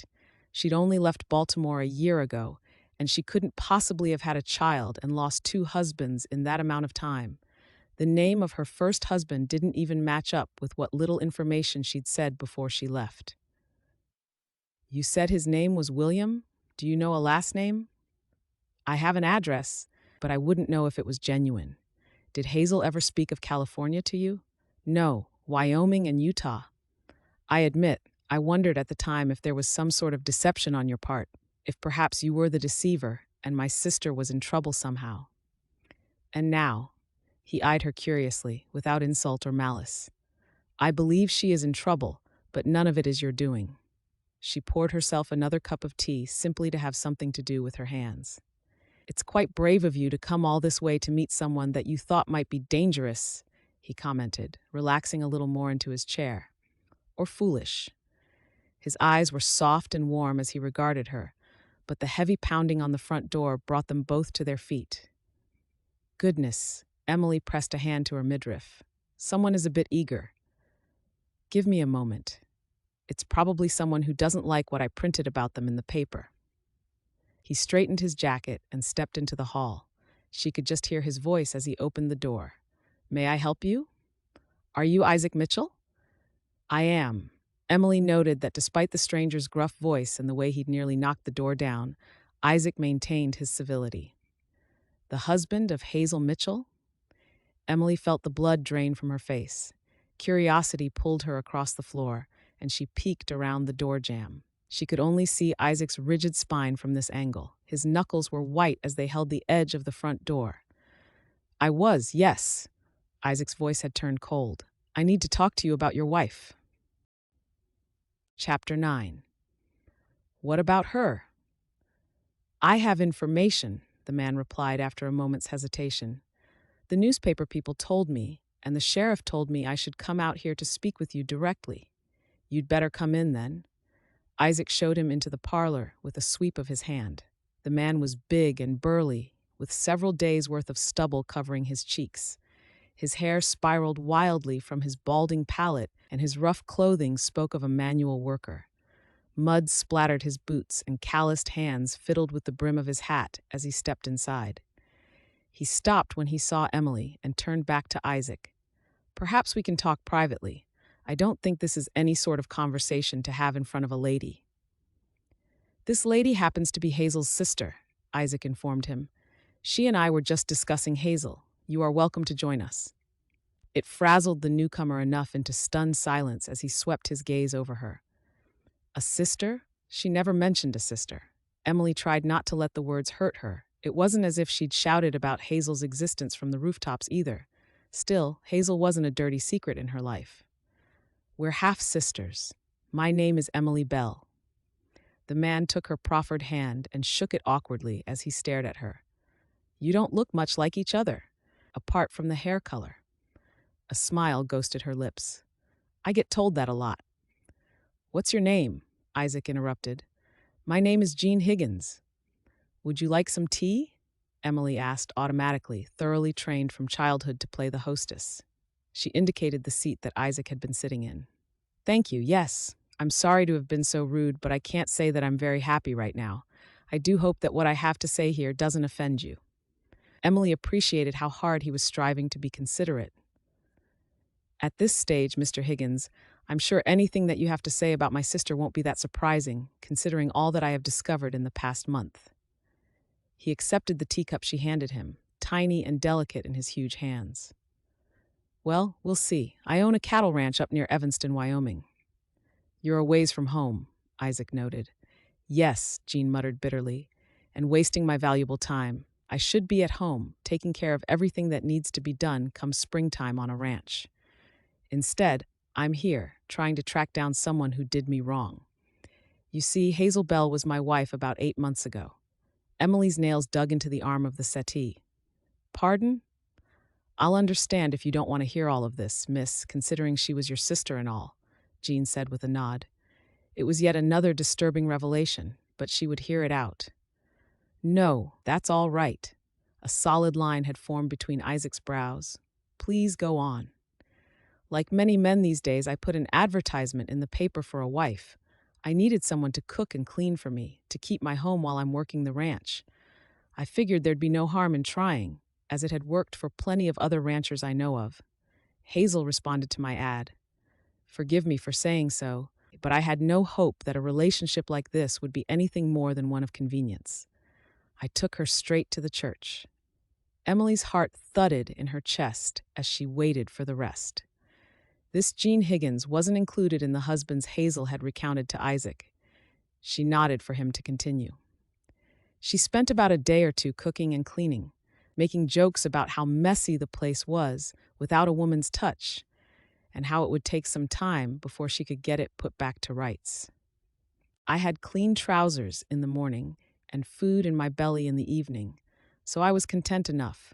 Then I woke up a week after we'd wed to find my entire life savings gone, as well as a few other things from around the farm. He set the dainty cup down on the small table next to his chair. I don't mind admitting I was madder than a wet hen. I've been ranching all my life, and my pa before that. The Higgins name carries a bit of clout. I set about trying to find her, a woman who looks like your sister. Jean's cheeks turned red with mortification. She doesn't exactly blend in. Men notice her. Very quickly, I found several others who'd been duped by her slatternly ways. I wasn't the first man that she'd stolen from. Nor were you the last, Isaac replied. Jean nodded. He almost wilted in his chair at Isaac's statement.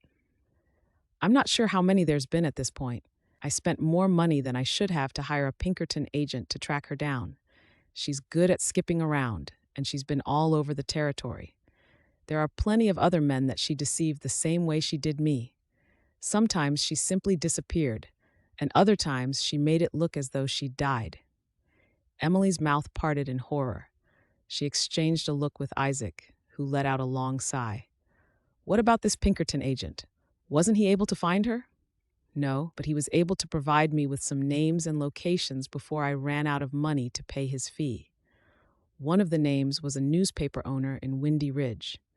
I knew it was a long shot, and I probably wouldn't get anything out of coming here, but at the very least I thought I might be able to stop her from taking advantage of anyone else.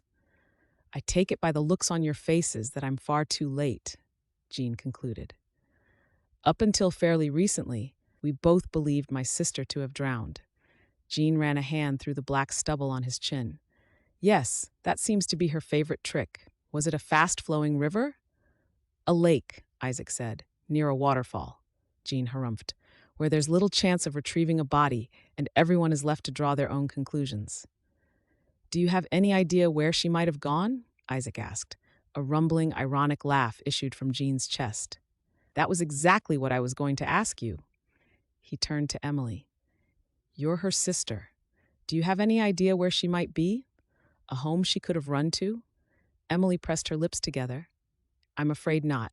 She and I originally come from Baltimore, but there's nothing left there for us now. Our mother passed away quite some time ago. Our father died more recently, and we were forced to sell everything we had to pay his debts.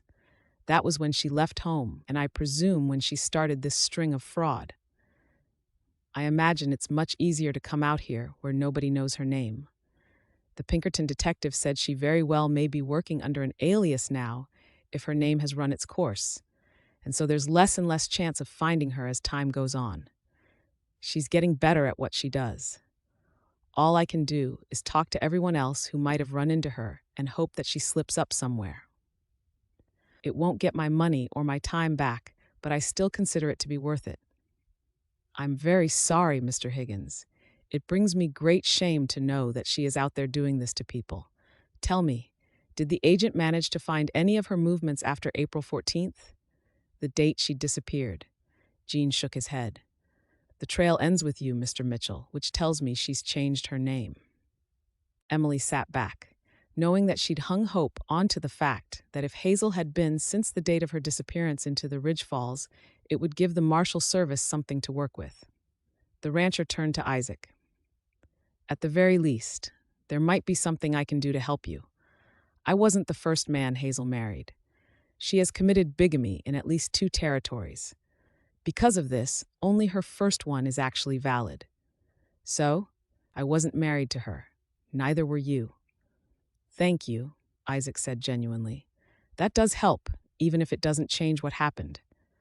Jean bobbed his head. He drained his cup and reached for his hat. Well, I'll thank you both for your time. I'll look for her a little further about these parts since she was here so recently, but I can't say that I have any high hopes. If you folks find out anything, I'd appreciate it if you'd let me know. The sheriff has my details.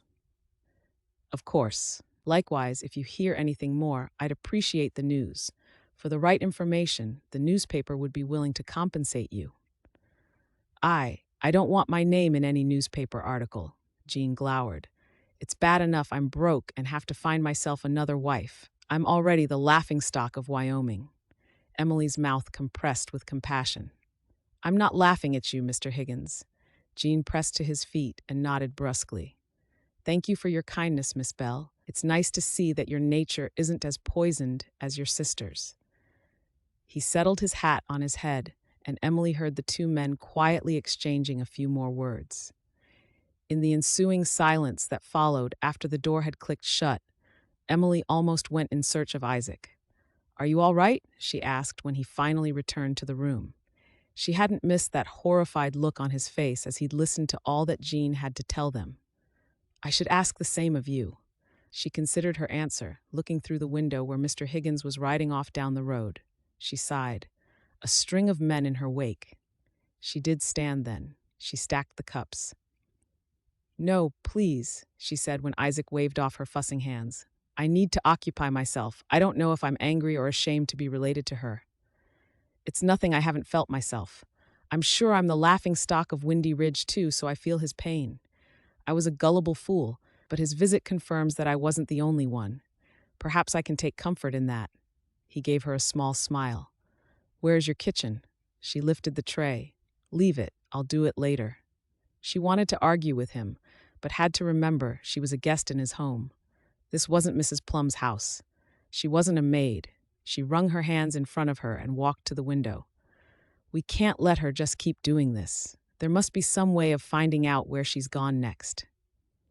"Is she likely to work to a plan?" "Probably not," Emily admitted, her eyes tracking the magnificent view of rolling fields soaring up into the craggy mountains beyond the tree line. Clouds gathered at the pinnacle, and she could see snow still. Hazel was very much light the fire and see what happens after the dust has settled, but she was always several steps ahead of everyone around her. If she thought she would be in trouble for something, then she always had an alibi or someone else to blame ready to go. "It sounds as though she stayed here with you longer than she'd probably stayed with anyone else. There had to have been some reason for that." "My charming wit, no doubt."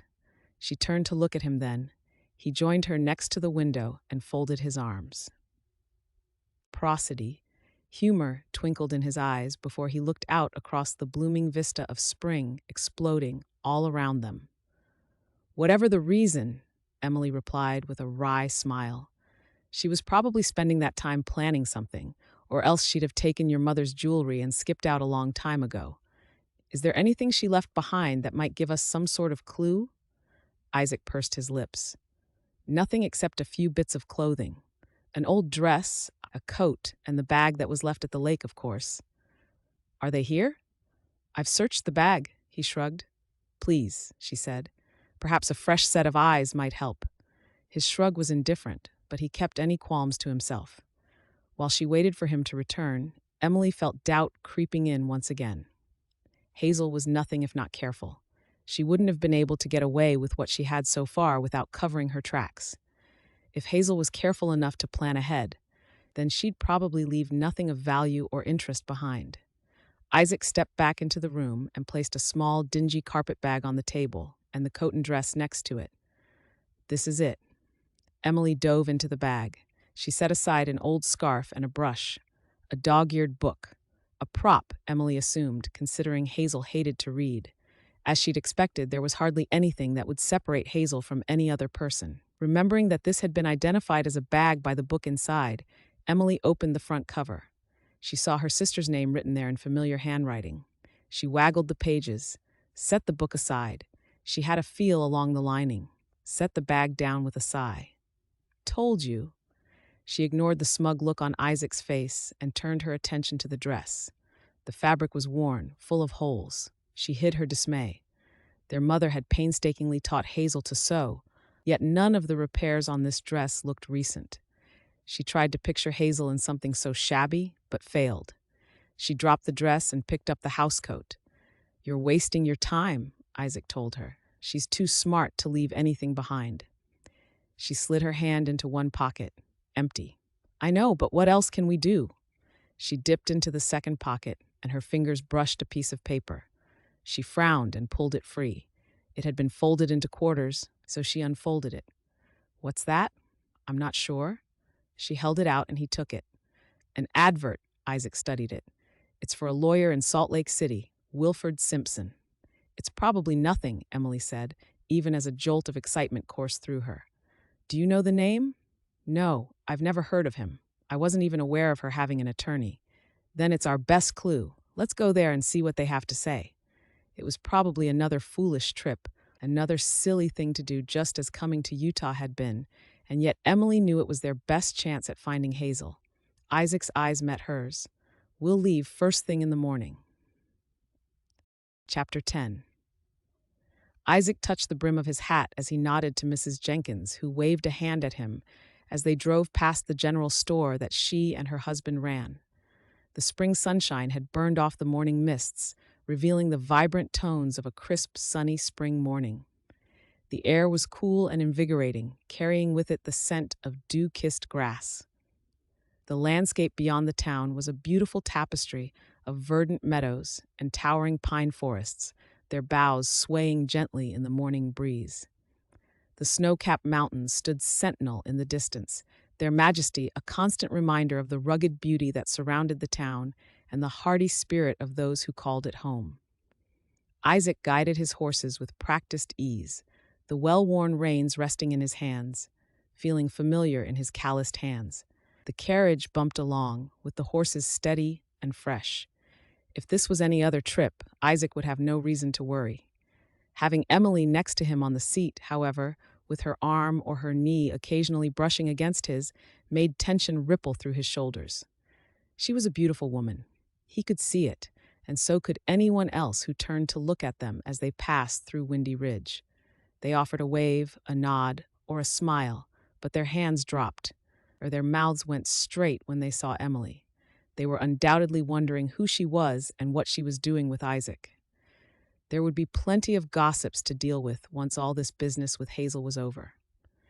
"You seem to know just about everyone in town," Emily commented with a smile, her eyes bright with curiosity. "I've been living in Windy Ridge for quite some time now." "You know," she turned more on the bench, "we've spent a lot of time talking about Hazel, but I can't say that I know much of anything about you." She was watching him, those big green eyes tracing over his face. "Where are you originally from?" He purposely kept his eyes on the road, knowing that if he turned to look at her, he'd have to trust the horses to do their job, because he would be far too distracted. He'd been questioning his decisions ever since she'd set foot into his office the other day. He shouldn't have invited her into his home, because now he kept seeing her wherever he looked. Now he was inflicting more torture upon himself by sharing this journey with her. Perhaps it was the lack of sleep. Perhaps it was the intoxicating scent of flowers that she seemed to carry with her. What choice did he have? She'd had the foresight to search the coat. She was as invested as he was, maybe more so. She was obviously determined to go visit this lawyer in Salt Lake City, and she'd already shown by coming to Windy Ridge that she was more than capable of doing whatever she believed needed to be done. It wasn't as though he could have just let her go on her own, not into a huge city where she didn't know a soul. "I grew up on a small farm in Virginia. My eldest brother loved the farm, but I was more comfortable reading, writing. The written word held a deep fascination for me. I remember the first time I saw a newspaper, and I knew what it was that I wanted to do with my life. I kept hearing all the stories of everyone coming west. I couldn't just stay where I was without exploring it. I admit that I came here without much of a plan, waiting to find a place that spoke to me." He let his mind wander back to that time, years ago now. "I've always thought it was important that people understood what was going on, both in the world and in their communities. Plus, I kind of like the sound of the printing press," he admitted with a smile. He'd been foolish to just pack up and leave, but the urge had been simmering in his blood. Isaac knew he'd never be happy if he didn't follow it. "Murray followed me a few years later. He is an accountant." "I can understand why Windy Ridge would be the place that did speak to you," Emily noted. "I had quite a few trepidations about coming here, but a lot of that melted away as soon as I arrived. It was just too beautiful not to enjoy." He allowed himself a look at her, thinking that she was also too beautiful not to enjoy. A bit of his guilt had been abated by Jean's reassurance that his marriage to Hazel hadn't been legitimate, but still, he felt the need to restrict himself. Emily had come to help him and to find out the truth about her sister. She hadn't come looking for a marriage. As she'd said, they'd spent a lot of time talking about Hazel and very little about themselves. "I feel as though I'm taking over the entire conversation. Why don't you tell me a little bit more about yourself? You said you have a position in a household in Baltimore. Careful, the road slopes rather steeply here." His arm shot out automatically as the carriage pitched forward on the slanted road out of town. Emily braced her feet against the toe board and gripped one hand around the box, steadying herself. Isaac felt the warmth of her body through his sleeve, where his arm had darted in front of her and now rested on her stomach. He pulled it back, hoping she didn't see the flush on his face. "I did have a position in a household," Emily said, returning the conversation to the subject at hand. "I had to give it up to come here, especially because I didn't know how long I would be gone. I have to admit that I'm sad about that. The Plums were incredibly kind, more so than any other wealthy family. They treat all of their staff with respect and dignity, even though it makes their friends talk about them behind their backs. That's a lot to give up for someone who treated you so poorly." The road had evened out again, and now Emily's fingers played together in her lap. "She's my sister," she said simply. "I had to come here to find out for myself." "What will you do for work?" Emily lifted a shoulder. "I have a glowing reference from Mrs. Plum for when I return to Baltimore. It should make it easier to find something else." He watched the horses bob and sway in front of him as disappointment sat on him like a lead weight. Had he hoped she'd find a position here in Utah? "Do you have any other family you'll be able to stay with in the meantime?" It was none of his business. Isaac told himself that he was only asking because his years in journalism had taught him to get to the very bottom of a story. Also, if he didn't fill the silence, the scent of her would play with his mind. He needed to focus on something other than her being in such proximity. Still, he found himself worrying more and more about what would happen to Emily once she boarded the train and went back east. She shook her head. "No. Hazel is the only family that I have left. I've told you that both of my parents are gone. We didn't have any extended family, and what few there were either moved on or passed on. Yes, and you said you had to sell the family home." That bit of information had stabbed him through the heart when she'd relayed it. There was something incredibly sad about someone who was left with absolutely nothing. Though the telegraph had done well and would not likely go under any time soon, Isaac knew that he could always go home to his parents' place in Virginia should the need arise. Murray was right here in Windy Ridge, and their eldest brother Jonas had stayed at home to run the farm. He had options, but what did Emily have? Yumber, knowing that she was somehow taken care of currently, felt far more urgent than locating Hazel. Yes, it was a painful time. Emily turned her head and looked off toward the mountains, which rose around them in glorious shades of blue and green. The morning sunlight danced across them, but their beauty faded in comparison to Emily's. He could see her profile clearly, the pert nose and the wide cheeks.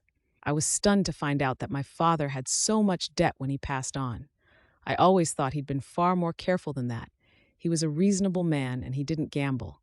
Our home wasn't grand, but it was special to me. I do miss it, but I also understand that some things just can't be helped." So, she was practical as well as kind, intelligent as well as pretty. What trick of fate had it been that Isaac had ended up marrying Hazel instead of her? No, he couldn't think like that. And what about marriage? Is there some man waiting for you back in Baltimore? Isaac clenched his teeth as soon as the words were out of his mouth, though it was too late to bite them back. He was aware of her stunned look, and how he must look when heat crawled up over his neck. Still, he kept his gaze forward, and waited. "No, I can't say that there is," she replied demurely. The question didn't require a more detailed answer than that, and yet Isaac found himself wondering how it was possible. Emily might not have a bountiful dowry or an affluent background, but for the common man, she was a perfect match. Was there some flaw in her that he hadn't yet seen? Had it been Hazel's reputation that kept her suitors at bay? Though he was desperate to know, he bit his tongue and kept himself from prodding any further. "And what about you?" she asked politely. "What will you do now that Hazel is no longer legally bound to you?" Isaac adjusted the reins in his hands, looking for some sort of answer. "I can't be sure," he finally replied, deciding that he could still be quite honest, even if he didn't play his entire hand of cards. "I've been rather preoccupied with all of this business, but I like to think that at some point I'll give marriage another chance. I hope that it's different the next time around." Emily laughed. a beautiful sound like a bell or bird song that flowed around him. "Forgive me, but I should certainly hope so. You didn't exactly have an easy time of it this time around." Now Isaac had to laugh as well, despite all of the trouble that he'd found when he'd attached himself to Hazel. "I do hope that isn't the standard." When their laughter had dissipated, Emily was still regarding him with shining eyes. "Tell me what it's like to work at the newspaper." "I was quite enchanted when I walked into the building, though I didn't exactly have the time to ask you about it at the time." "Really? No, I don't suppose you did." His surprise at her reaction and interest was quickly subdued by the memory of just how he'd acted. "I truly am sorry for how angry I was when you arrived. I'm sure you understand that it didn't truly have anything to do with you." "Of course." He pressed his tongue to the inside of his cheek. Hazel would have gloated. She would have taunted him about it. She would have rubbed his nose in his shortcomings. The two sisters couldn't be any more different. For the moment, however, he decided to focus on answering her question. "It's a lot of work. I have some very early mornings and late nights and plenty in between. Even when I'm off work, I'm always ready to run out the door if there's a story to be had." "Don't your reporters do that part for you?" He smiled. "They do, and even they have to remind me of that sometimes. I have a hard time just sitting in the office and waiting for things to come to me. Times when even the sound of the printing press isn't enough to keep you happy." He caught the gleam in her eyes. "Are you teasing me?" "Not at all." But she was grinning now. Isaac drove the team on as they headed into Salt Lake City. He knew there was plenty more they needed to discuss regarding Hazel. They needed some sort of plan in case the lawyer wouldn't tell them anything, or if he was a dead end. This adventure of theirs would need to conclude at some point, whether they found Hazel or not. For now, however, he was more than content to just be here with Emily in the sunshine and pretend as though none of the bad things of the past had ever happened. Chapter 11. Emily had been captivated by Windy Ridge, but she had to marvel at Salt Lake City. The roads were incredibly wide, bigger than anything she'd seen before, as they allowed the passage of multiple carts and wagons. Huge square hotels were behemoths on the street corners, butted up next to every kind of shop and business imaginable. A church steeple rose at the end of the street. There seemed to be more people out on the street than there were that lived in the entire town of Windy Ridge. "What's the matter?" Isaac asked as he threaded the cart through traffic. "Coming from Baltimore, I wouldn't have thought a big city like this would even make you blink." Emily was getting dizzy from looking up so much, and she gripped the seat between them. Her fingers brushed against Isaac's trousers, but she couldn't worry about the impropriety of the moment unless she fell right off the wagon and made a fool of herself.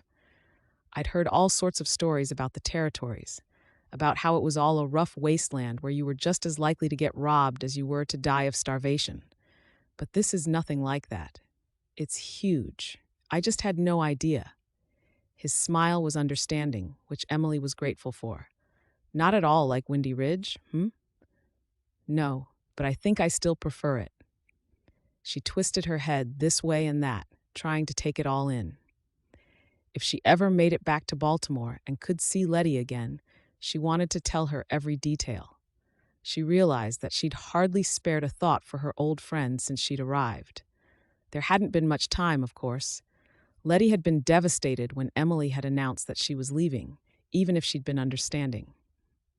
Letty's cousin had been rather excited because it meant she had a chance to take Emily's position in the Plum House. Though Emily could genuinely be happy to know that someone else would have such a wonderful employer, she did hope that she'd be even half that lucky when she returned.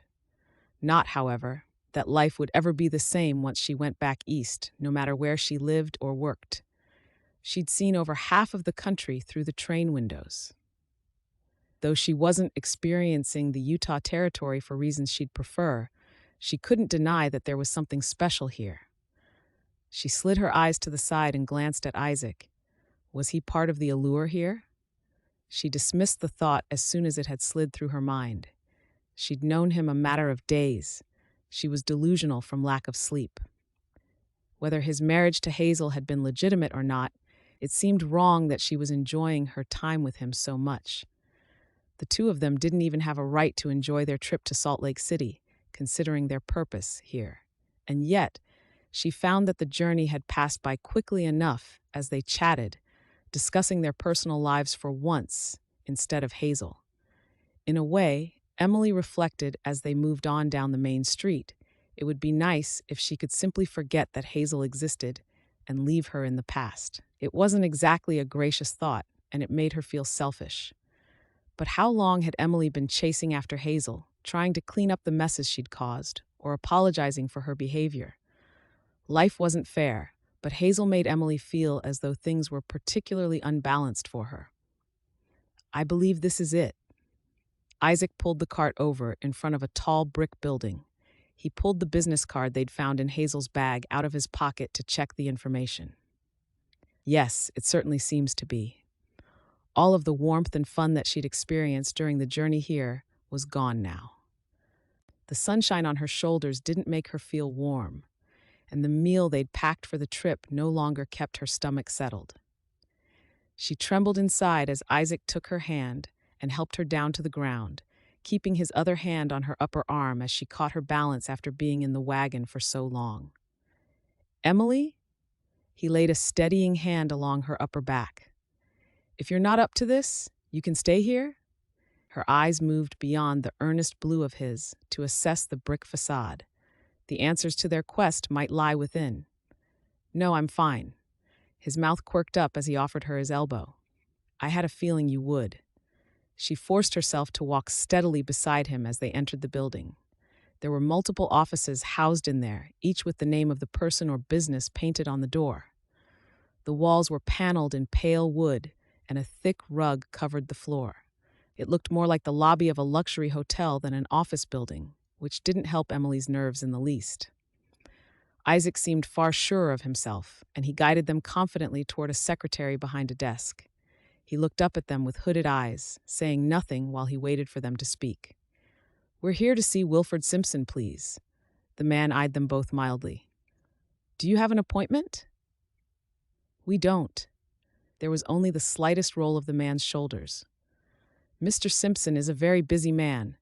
I'm afraid you'll need to make an appointment before you can see him. We've come a long way, Isaac insisted, and I'm afraid the matter is urgent. A hint of a smile crossed the secretary's face. Everyone thinks their own matters are urgent. Please. Emily looked at him beseechingly, feeling desperate now that they were so close to the door that matched the name on the business card. It was the only clue they had when it came to Hazel. It might not mean anything at all. For all Emily knew, it could be just another prop that she'd used when trying to deceive someone. Still, she couldn't bear to have come all this way and not be able to find out anything at all. The man had no sympathy. He lifted one hand casually, as though there was nothing more he could do about it at all.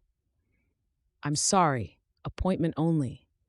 They just might have come all this way for nothing, after all. Perhaps her entire trip to Utah, as well as her position at the Plums, had been sacrificed for no reason. Despite all her best efforts to keep composed, Emily felt the burn of tears at the backs of her eyes. To her horror, one managed to escape and drip down her cheek. It was all just too much to handle. She straightened her shoulders, embarrassed but determined not to let it show. Emily wanted to at least keep some shred of her dignity. I understand that you have a business to run, and that you can't just let anyone come and see Mr. Simpson whenever they want to, but you must understand just how important this is. There's quite a lot at stake here. A long-suffering sigh escaped the man's lips, and Emily had no doubt he was about to repeat his suggestion for an appointment when the door behind him opened. A man in his 40s, with dark hair and a handlebar mustache heavily streaked with gray, stepped out. Jonathan, I need you to... What's this? What's going on? Alarm widened his eyes as he took in the tears streaming down Emily's face. We're here to see Wilford Simpson, Isaac explained. We don't have an appointment, but we've come a long way. The matter has been quite taxing on my sister-in-law's emotions, and it's one that we'd like to take care of as soon as possible. Emily felt a small pang of shame at the label Isaac had chosen for her, though she understood. It would help clear the way for them to speak to the attorney without too many questions getting in the way. "I'm Wilfred Simpson," the mustached man announced. He held his office door open. "Please do come in." They were brought into an office with wide windows that overlooked the bustling streets below. A heavy oak desk was scattered with papers and books, and more books filled the shelf on one side of the room. The opulence of the room suggested that Mr. Simpson had been quite successful as an attorney, and the messiness of the room suggested he spent most of his time mired in paperwork and research instead of cleaning up after himself.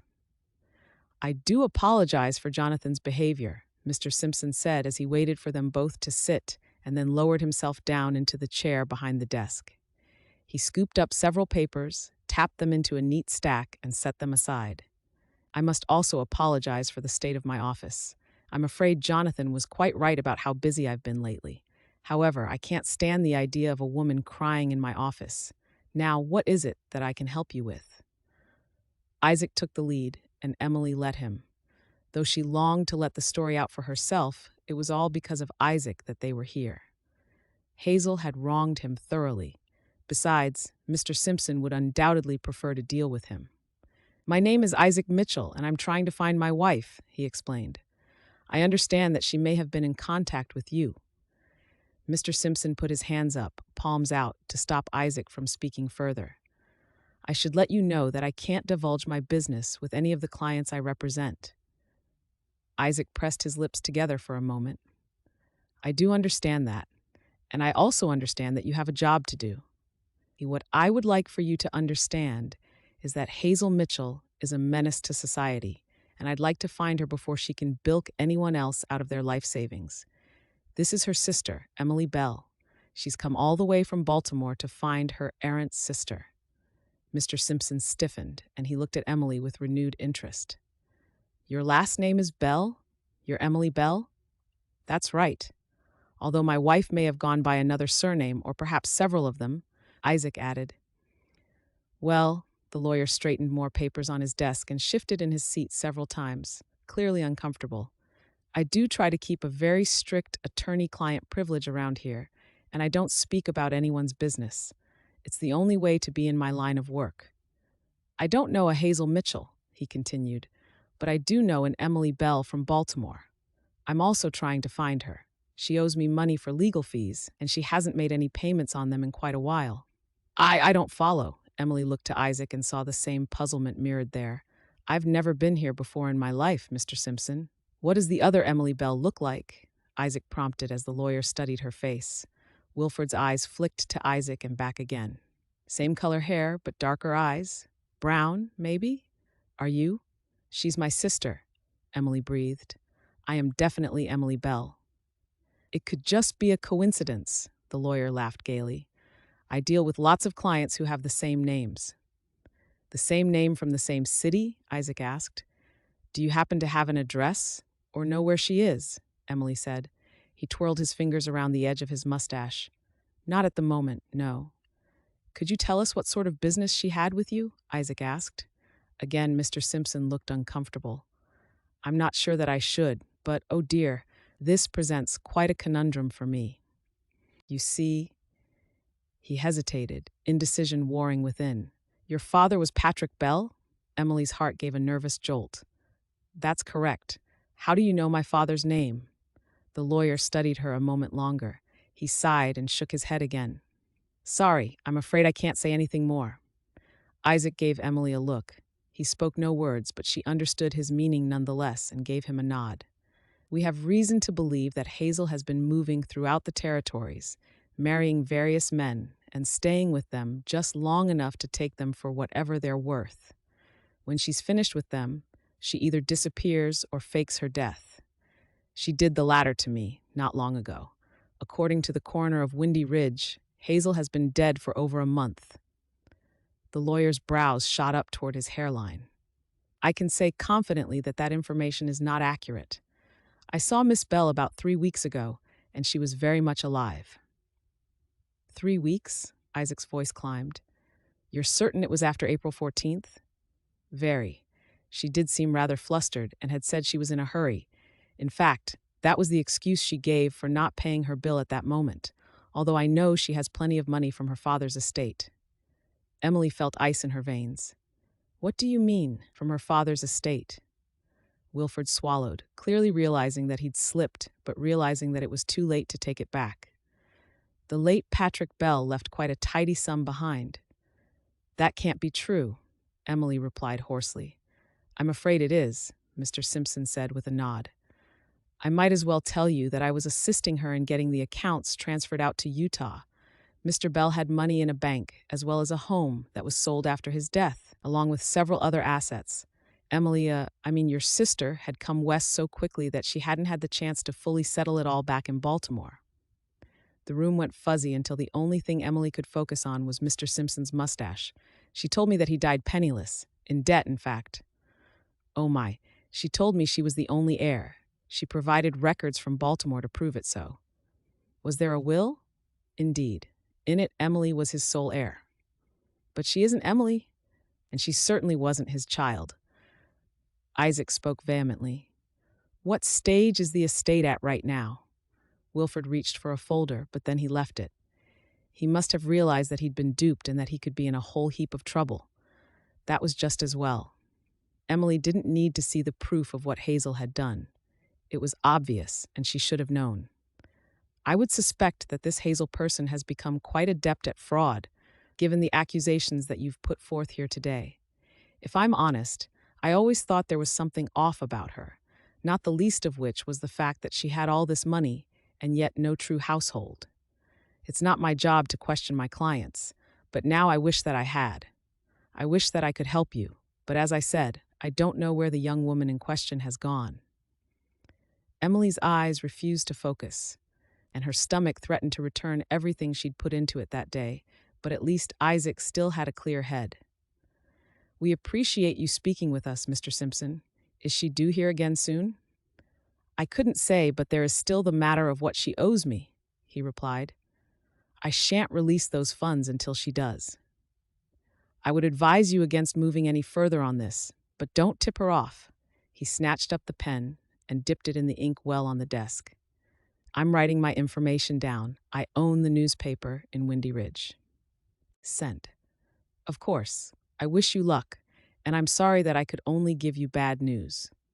He stood as they left the office. Is there a good place to eat nearby? Isaac asked as he helped Emily to her feet. I think we could use some sustenance after our trip. Oh, yes. Mr. Simpson brightened, clearly glad that he could at least help them with this. Just right around the corner and 2 blocks down. It doesn't look like much from the outside, but the food and the service are both excellent. Thank you. Soon enough, they were back out in the bustling street. Instead of boosting her up into the cart, Isaac took Emily by her upper arms and gazed into her eyes. I won't ask you if you're all right, because I know that you can't be, but we'll find a way to make things right, Emily, or at least as right as we can. We'll get some food and then we'll think. The last thing she wanted was food. What she wanted to do was lean forward and brace herself against his broad chest, to cry onto his shoulder and feel his hands come around to her back. Emily hadn't known him for more than a few days, and yet she knew that was exactly what he would do. The knowledge of it was enough to comfort her for now. Very well. Chapter 12. Emily's fingers trembled where they rested on the inside of his elbow. Isaac had paid a young, scrawny boy to settle the horses into a nearby stable, figuring they would be here a while yet, and they walked to the restaurant that Mr. Simpson had suggested. The side street was much narrower than the main thoroughfare, and yet there was still plenty of room for them to maneuver around traffic. He repressed the urge to take his other hand and cover hers with it. Emily had shown him great strength in her decisions and her determination, and yet he had seen her crumble when faced with the truth of her sister twice now. Though he hated it for her, it was all of the proof he needed that Emily wasn't involved in Hazel's schemes. Her nature was so sweet that she couldn't bear the thought of someone else being taken advantage of, and now she knew for certain that she had been taken advantage of. He'd meant to keep their conversation until they reached the hotel, and yet he had to know. Was there any hint that Hazel might have been lying to you about your father's finances?" She looked up at him swiftly, her eyes startled as though she'd forgotten for a moment that he was there. "That's all I've been thinking about. I should have known. There was no way my father could have been that irresponsible, even at the end of his life when he hadn't been as settled in his mind and body." Hazel had taken over much of the aspects of the household after our mother passed away. Papa was so lost without her, and Hazel seemed so capable. When Papa passed, Hazel stepped in to take care of the legal aspects of the house, including the estate. I didn't even question it. She was the oldest. It only made sense, and she seemed to enjoy sifting through all the paperwork. Now I know it was only so that she could learn it well and know how to trick me out of my inheritance. Her voice quavered on the last word, and now he did cover her hand with his. "It's not your fault." "Of course it is. I know my sister better than anyone. I should have seen this coming. She finally had her way and got her hands on what she felt was rightfully hers." Thinking of how easily Hazel had pulled the wool over his eyes, he could certainly understand. I don't think anyone truly knows her because she won't allow people to see her true ugly self. The restaurant was busy, with barely enough room to move inside and get a table, but Isaac took that as a good sign. The food had to be good if so many people wanted to eat here, and there was enough noise that it would afford them privacy as they talked. He didn't mind telling everyone in Salt Lake City what Hazel had done if it would lead to finding her and making her pay for her crimes, but Emily was in a more delicate position at the moment. Finding a table in the back corner of the dining room, he made sure Emily was seated before he made himself comfortable. "I know it doesn't seem as though it would make a difference, but you'll feel much better once you have a meal in you." She nodded and waited patiently. Isaac's mind was racing. He felt that he now had to fix this not only for himself but for Emily. Was this his need to save others that Murray had pointed out to him? Or was it something more? He knew in his heart, but he had no idea what he could do about it. That seemed to be a theme for him lately. I'm coming. Just hold on." A grating voice caught his ears and made his spine stiffen. Isaac looked up as their waitress approached and found himself face to face with the very person that had been the subject of almost every conversation he'd had for the last few weeks. Hazel, Isaac, her eyes the same shape as Emily's, and yet cold and harsh, swung across the table. "Emily?" Isaac had the pleasure of seeing Hazel lost for words, just for a moment, before her wily nature recovered enough and a gleam shone in her dark eyes. "What are the two of you doing here together?" "I think I should be asking you the same thing, considering you left me to believe that you were dead," he replied steadily. She propped one hand on her hip. "What are you talking about? I left you as I said I would. I got sick and tired of you beating me." Her voice rose an octave. Isaac saw several heads turning to watch them. Ordinarily, he would strive to keep his business private. Time and again, she would try to embarrass him by starting an argument in the town. Today, he didn't care. "Go ahead, shout all you like. I'll be willing to show anyone here your death certificate. I'll even explain it to the authorities if you'd like to speak with them." Hazel paled, and he knew he'd finally managed to outmaneuver her. Her eyes slid to Emily, who was staring up at Hazel's face, hurt etched into her expression, and he could almost see the calculation behind the gleam in Hazel's eyes. "I'm barely cold in the ground, and now you're courting my little sister? Emily, you need to stay away from him. He's a mean man, and he beat me. That is why I faked my death. I had to, in order to get away." She scooted closer to Emily, her eyes pleading. Isaac's heart ached for the pain that Emily must be feeling. "Hazel, you and I both know that isn't true. Not even our marriage was real. We've spoken to several other people, and you've been cheating everyone you can." Her eyes were like daggers now. "You're just making that up because you're angry with me. I never did anything to anyone." In the times when he'd rehearsed this confrontation in his mind, Isaac imagined himself to be bitterly angry. He found instead that he was just tired. He wanted it to be over with, and so he cut to the chase. "It seems that Jean Higgins has a different story. So does Wilfred Simpson. We know about all the men you married, one after the other. staying with them just long enough to bleed them dry financially before you disappeared. I'm sure the sheriff would be more than interested to hear all about this." Her face crumpled, and she buried it in Emily's shoulder. "Don't turn me in. Please, I had good reasons for everything I did, I swear." Emily recoiled slightly at her sister's touch, and she made no move to reach out and comfort her. "I don't think there's any reason that would justify what you've done," Isaac growled. He'd never been truly angry with a woman before.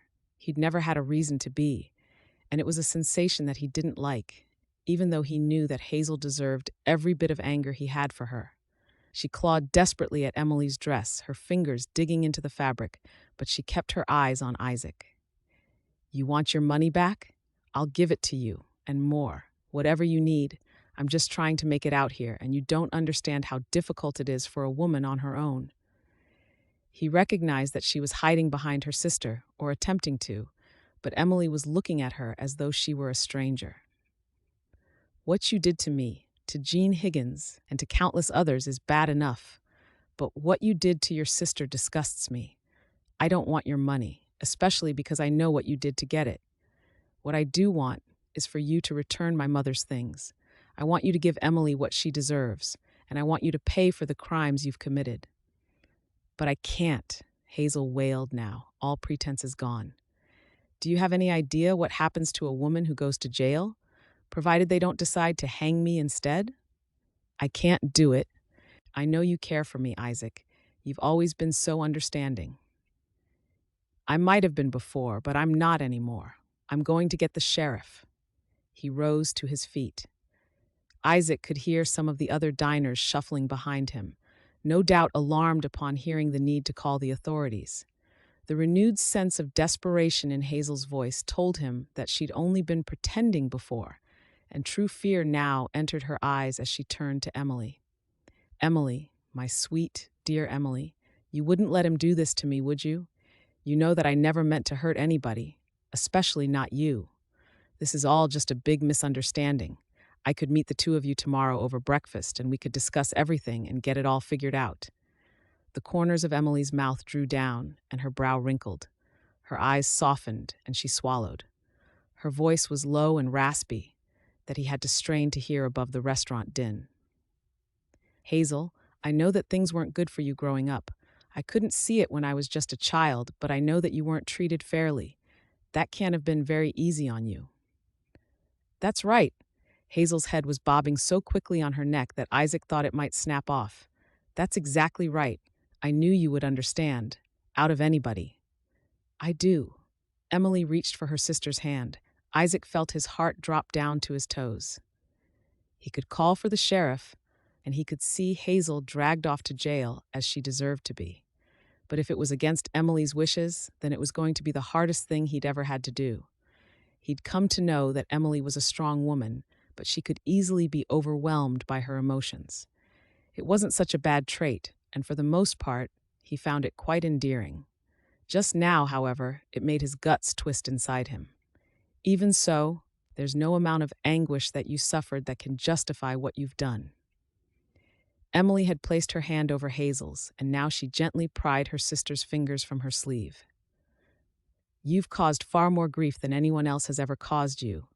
It has to stop, Hazel, and it has to stop now." Hazel quickly pulled back from Emily and got to her feet. The pleading look in her eyes changed to a poisonous one.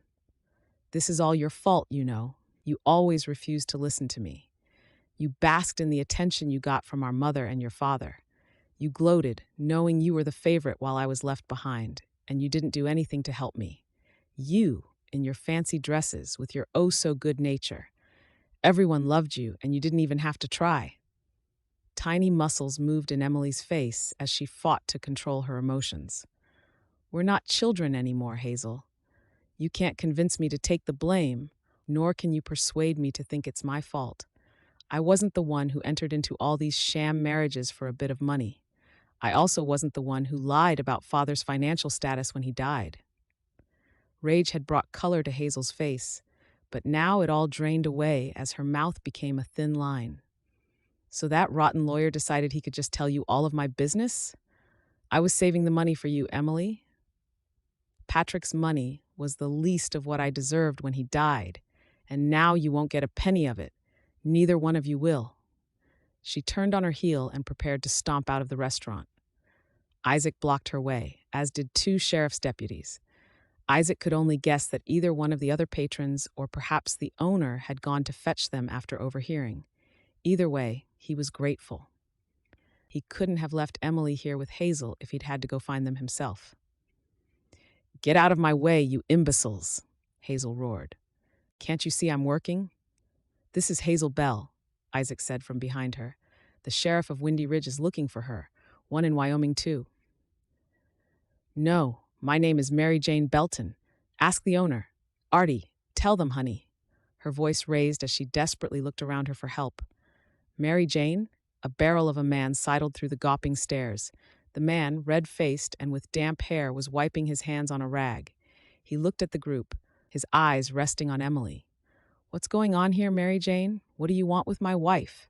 He directed his question to the deputies. "Hazel Bell?" One of the deputies had stepped forward and clamped his meaty hand around her wrist.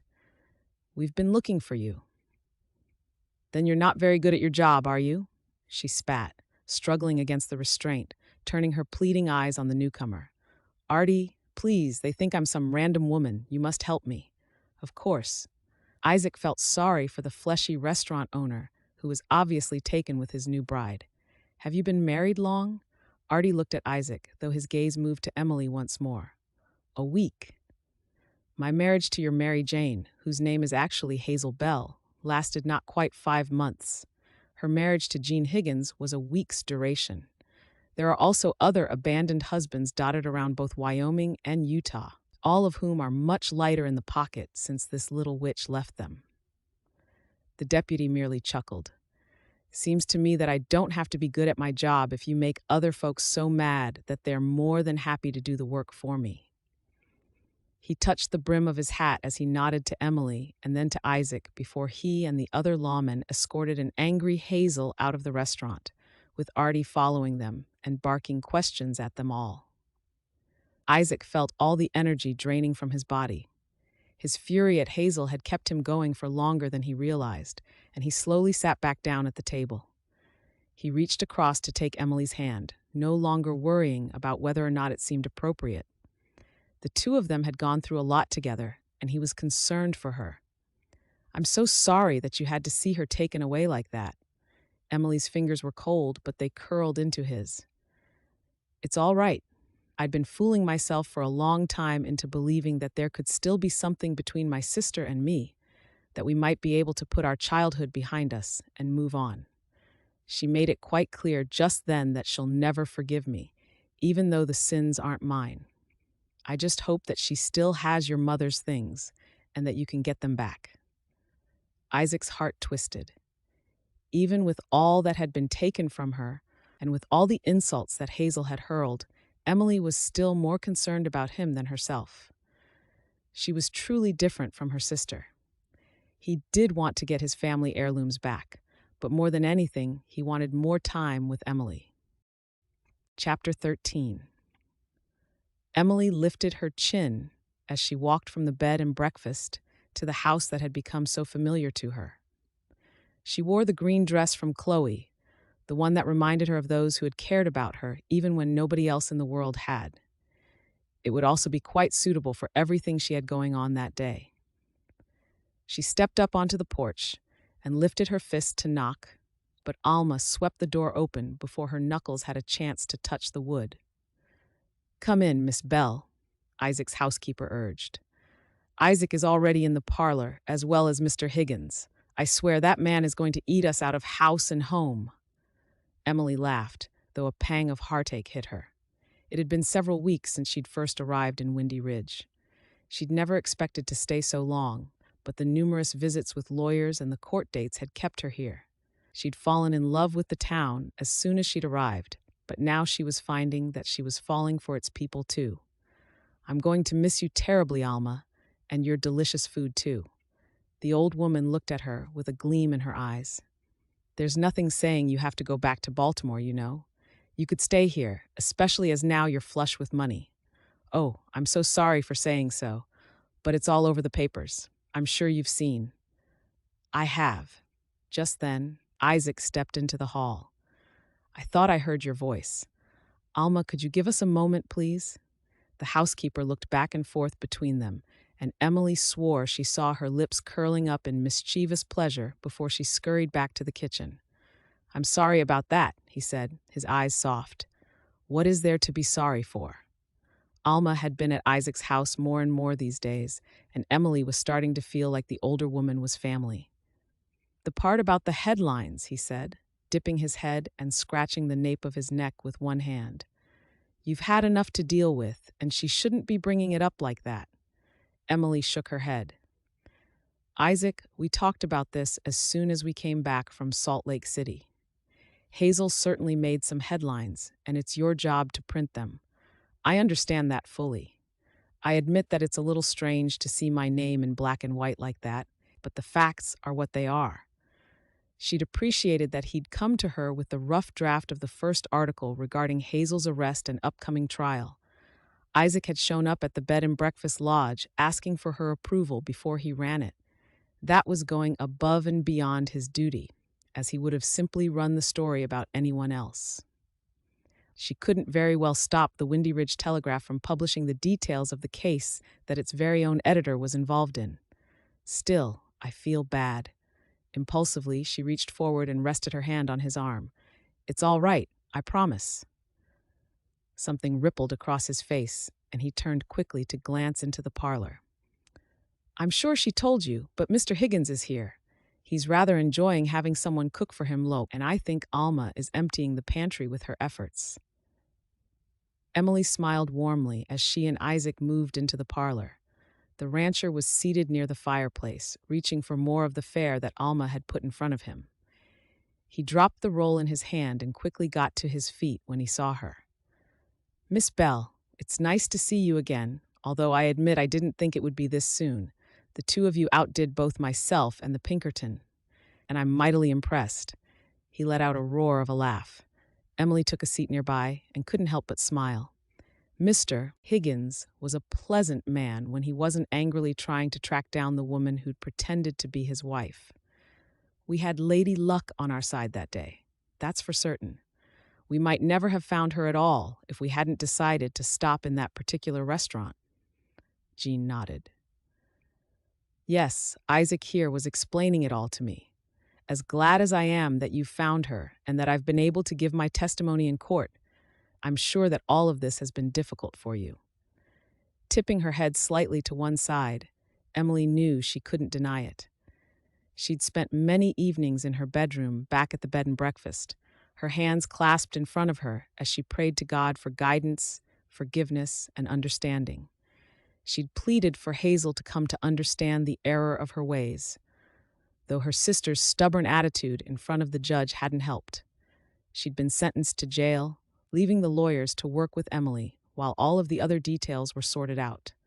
The one small comfort Emily could take from the scathing insults that Hazel had flung at her was that her sister had been spared the noose. It has been incredibly hard at times, Mr. Higgins, she admitted, but I'm glad that things are finally coming to an end. That's exactly why you're here today. Oh?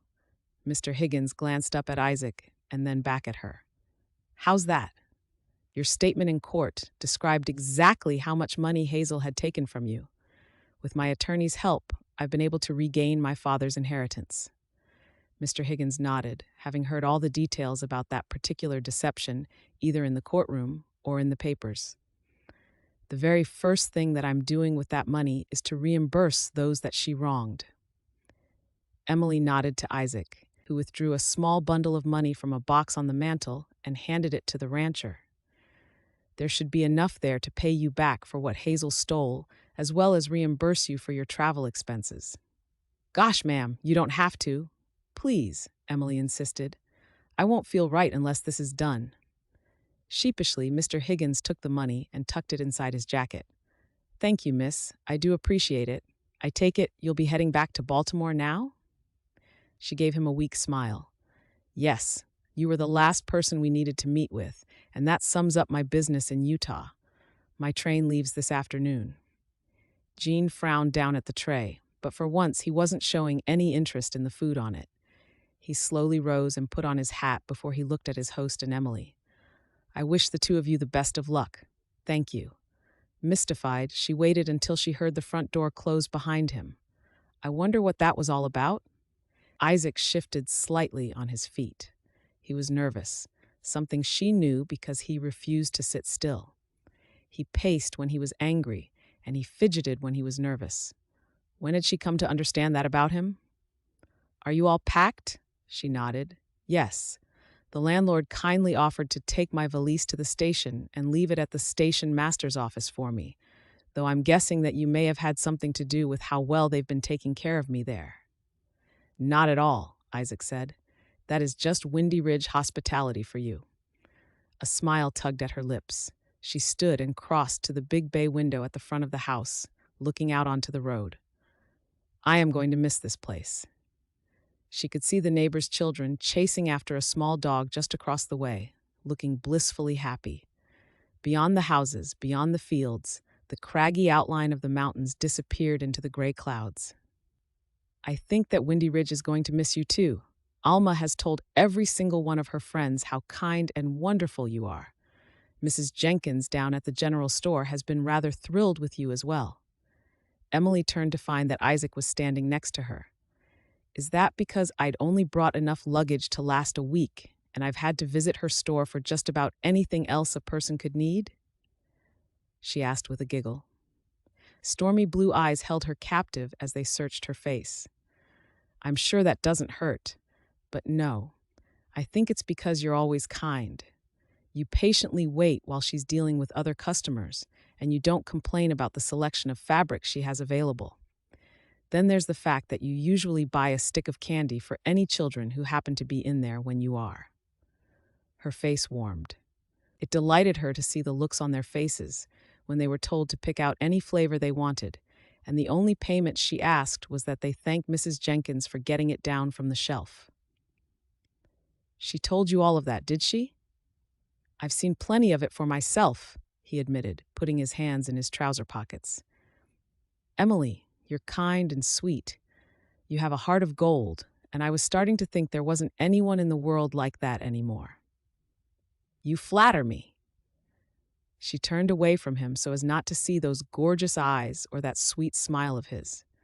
Neither did she want to see the broad set of his shoulders or the way his blonde hair fell across his forehead. She would miss Isaac more than anything else here in Windy Ridge, and she felt the pain tugging at her heart, though she hadn't even gone to the train station yet. The two of them stood for a moment in silence, looking out at the yard. Emily knew she was putting off the inevitable, and yet she couldn't find an excuse to leave. The sooner she walked out that front door, the sooner she'd have to put all of this behind her. It certainly felt good to put the drama with Hazel in the past, but not all that she'd come to find here with Isaac. "You never did tell me what you were going to do once you got back to Baltimore." His voice was quiet, and for once, uncertain. Emily pressed her lips together. He'd asked her several times. She'd been vague, expressing only a desire to visit with the Plums and tell them of her new status in life. There was no doubt that Mrs. Plum, Chloe, and Letty would all be thrilled for her. She certainly did plan to visit with them, but that would only take an afternoon. What about the rest of her life? Where would she live? What would she do?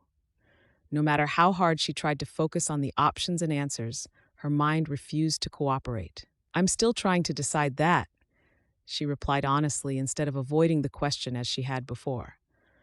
"My father's house had been sold quite some time ago, and the new owners have made it their home. I don't dare try to buy it back from them, and I'm not sure that I want to. It holds some good memories for me, but also some that I would rather let go of. I think it would be easier for me to start anew." Isaac nodded. "So you'll be searching for a new home?" The backs of her eyes burned. Emily didn't try to fool herself into believing that it was just the bright sunlight. The tears threatened, but she managed to hold them back. She had plenty of money now to buy a fine home in Baltimore and employ a staff for herself.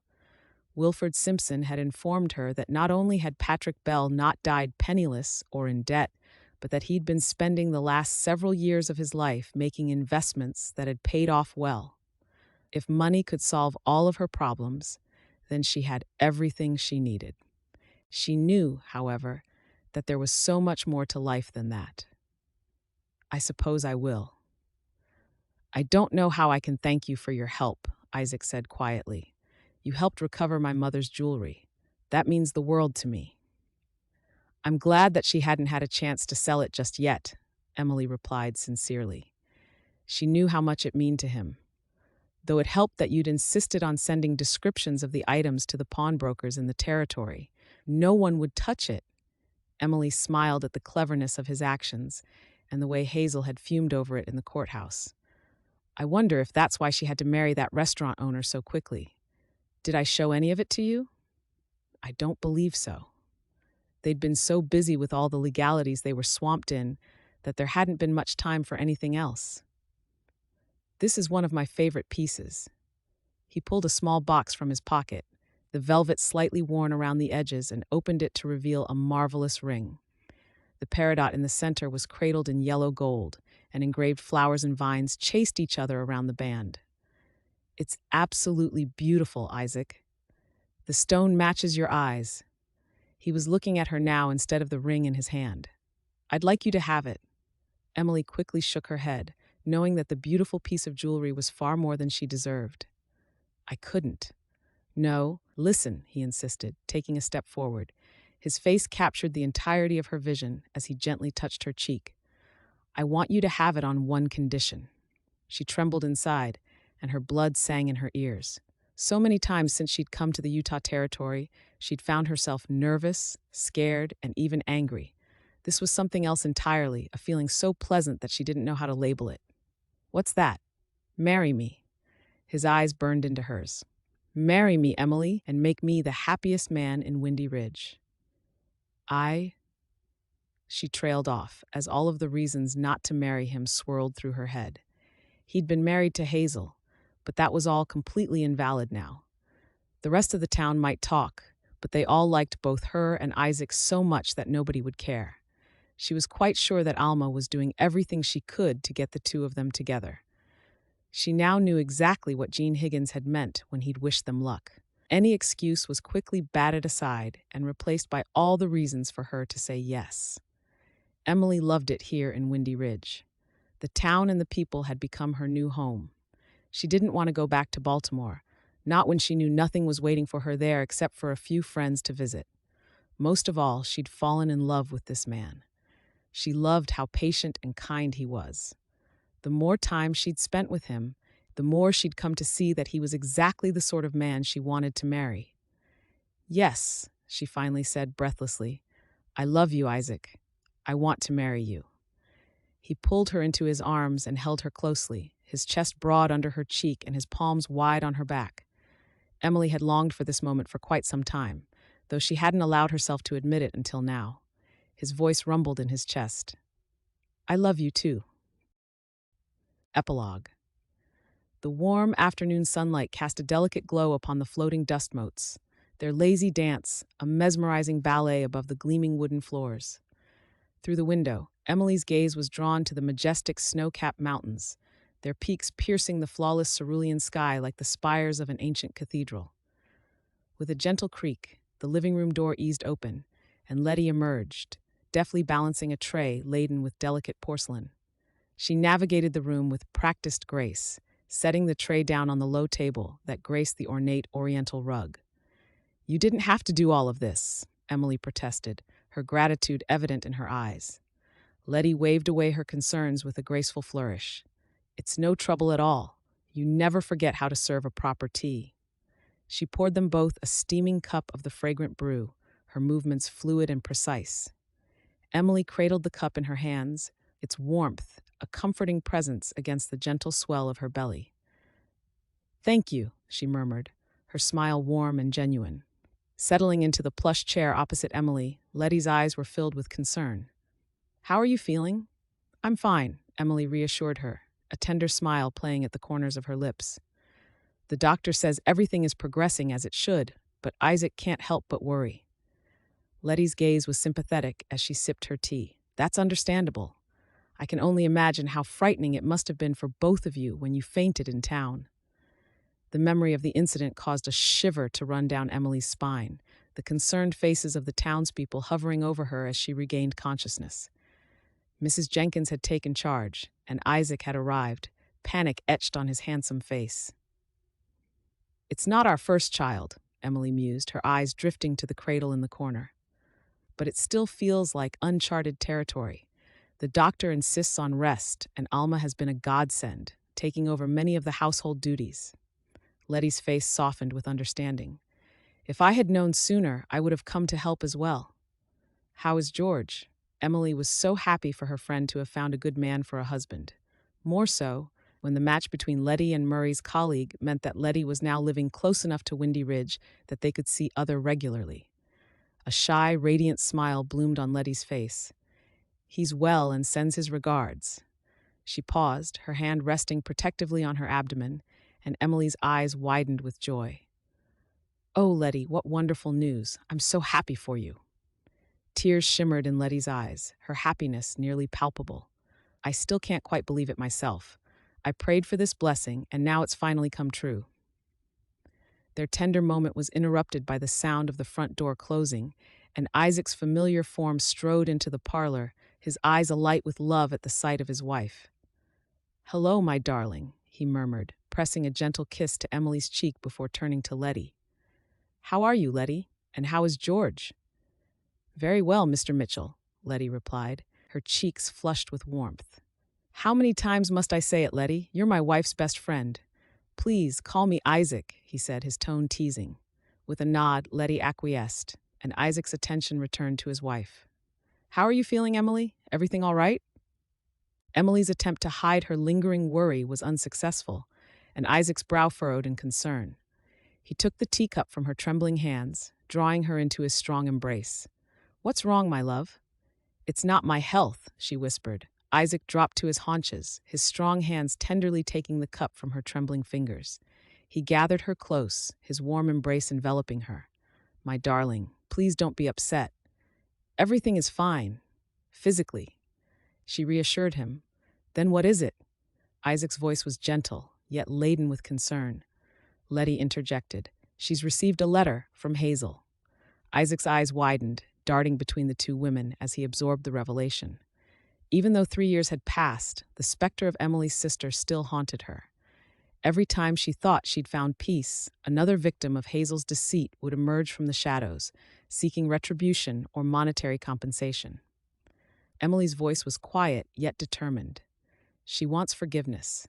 For the first time, I believe she's sincere, Isaac. I know she won't be released for a while, and I'm not ready to welcome her back with open arms, but I want to give her a chance." Isaac sighed, holding her even tighter. "My love, you always see the good in everyone, but I'm not sure there's any good left in Hazel's heart." "I have to try, Isaac. Maybe prison has changed her," Emily insisted, her eyes filled with quiet resolve. Isaac nodded, his voice firm. "I'll support you, no matter what you decide. I don't want you to have any worries." Emily leaned into his unwavering strength, recalling the moment she'd read Hazel's letter that morning. She was grateful she'd already been seated, for her legs would have surely failed her. Hazel had written with eloquence, seeking no financial gain, only expressing her hope that Emily had found the happiness that she herself had once denied her. Isaac's lips brushed her temple, his voice a soothing balm. "I love you, Emily. You, our son, and our unborn child are my world. If this is what you need to let go of the past, I'll stand by you." Emily smiled, her heart swelling with gratitude. Isaac had always been her rock, her protector. And now, in allowing her the chance to open her heart once more to her sister, despite all they'd endured, she knew she'd made the right choice in him. "Thank you," she whispered, her voice barely audible. Isaac, still holding her hand, settled on the arm of the chair and turned to Letty. "So, my dear, what gossip do you bring from my brother's corner of the world? And make it as juicy as you like. I need some ammunition for our next card game." Emily sat and listened to her best friend and her husband swapping stories. Her son slept soundly in his crib. Her hand rested on their new blessing. With a heart so full of love, she knew that there was enough to spill over. She would write back to Hazel and offer an olive branch. Perhaps now they might find a way back to each other. The end.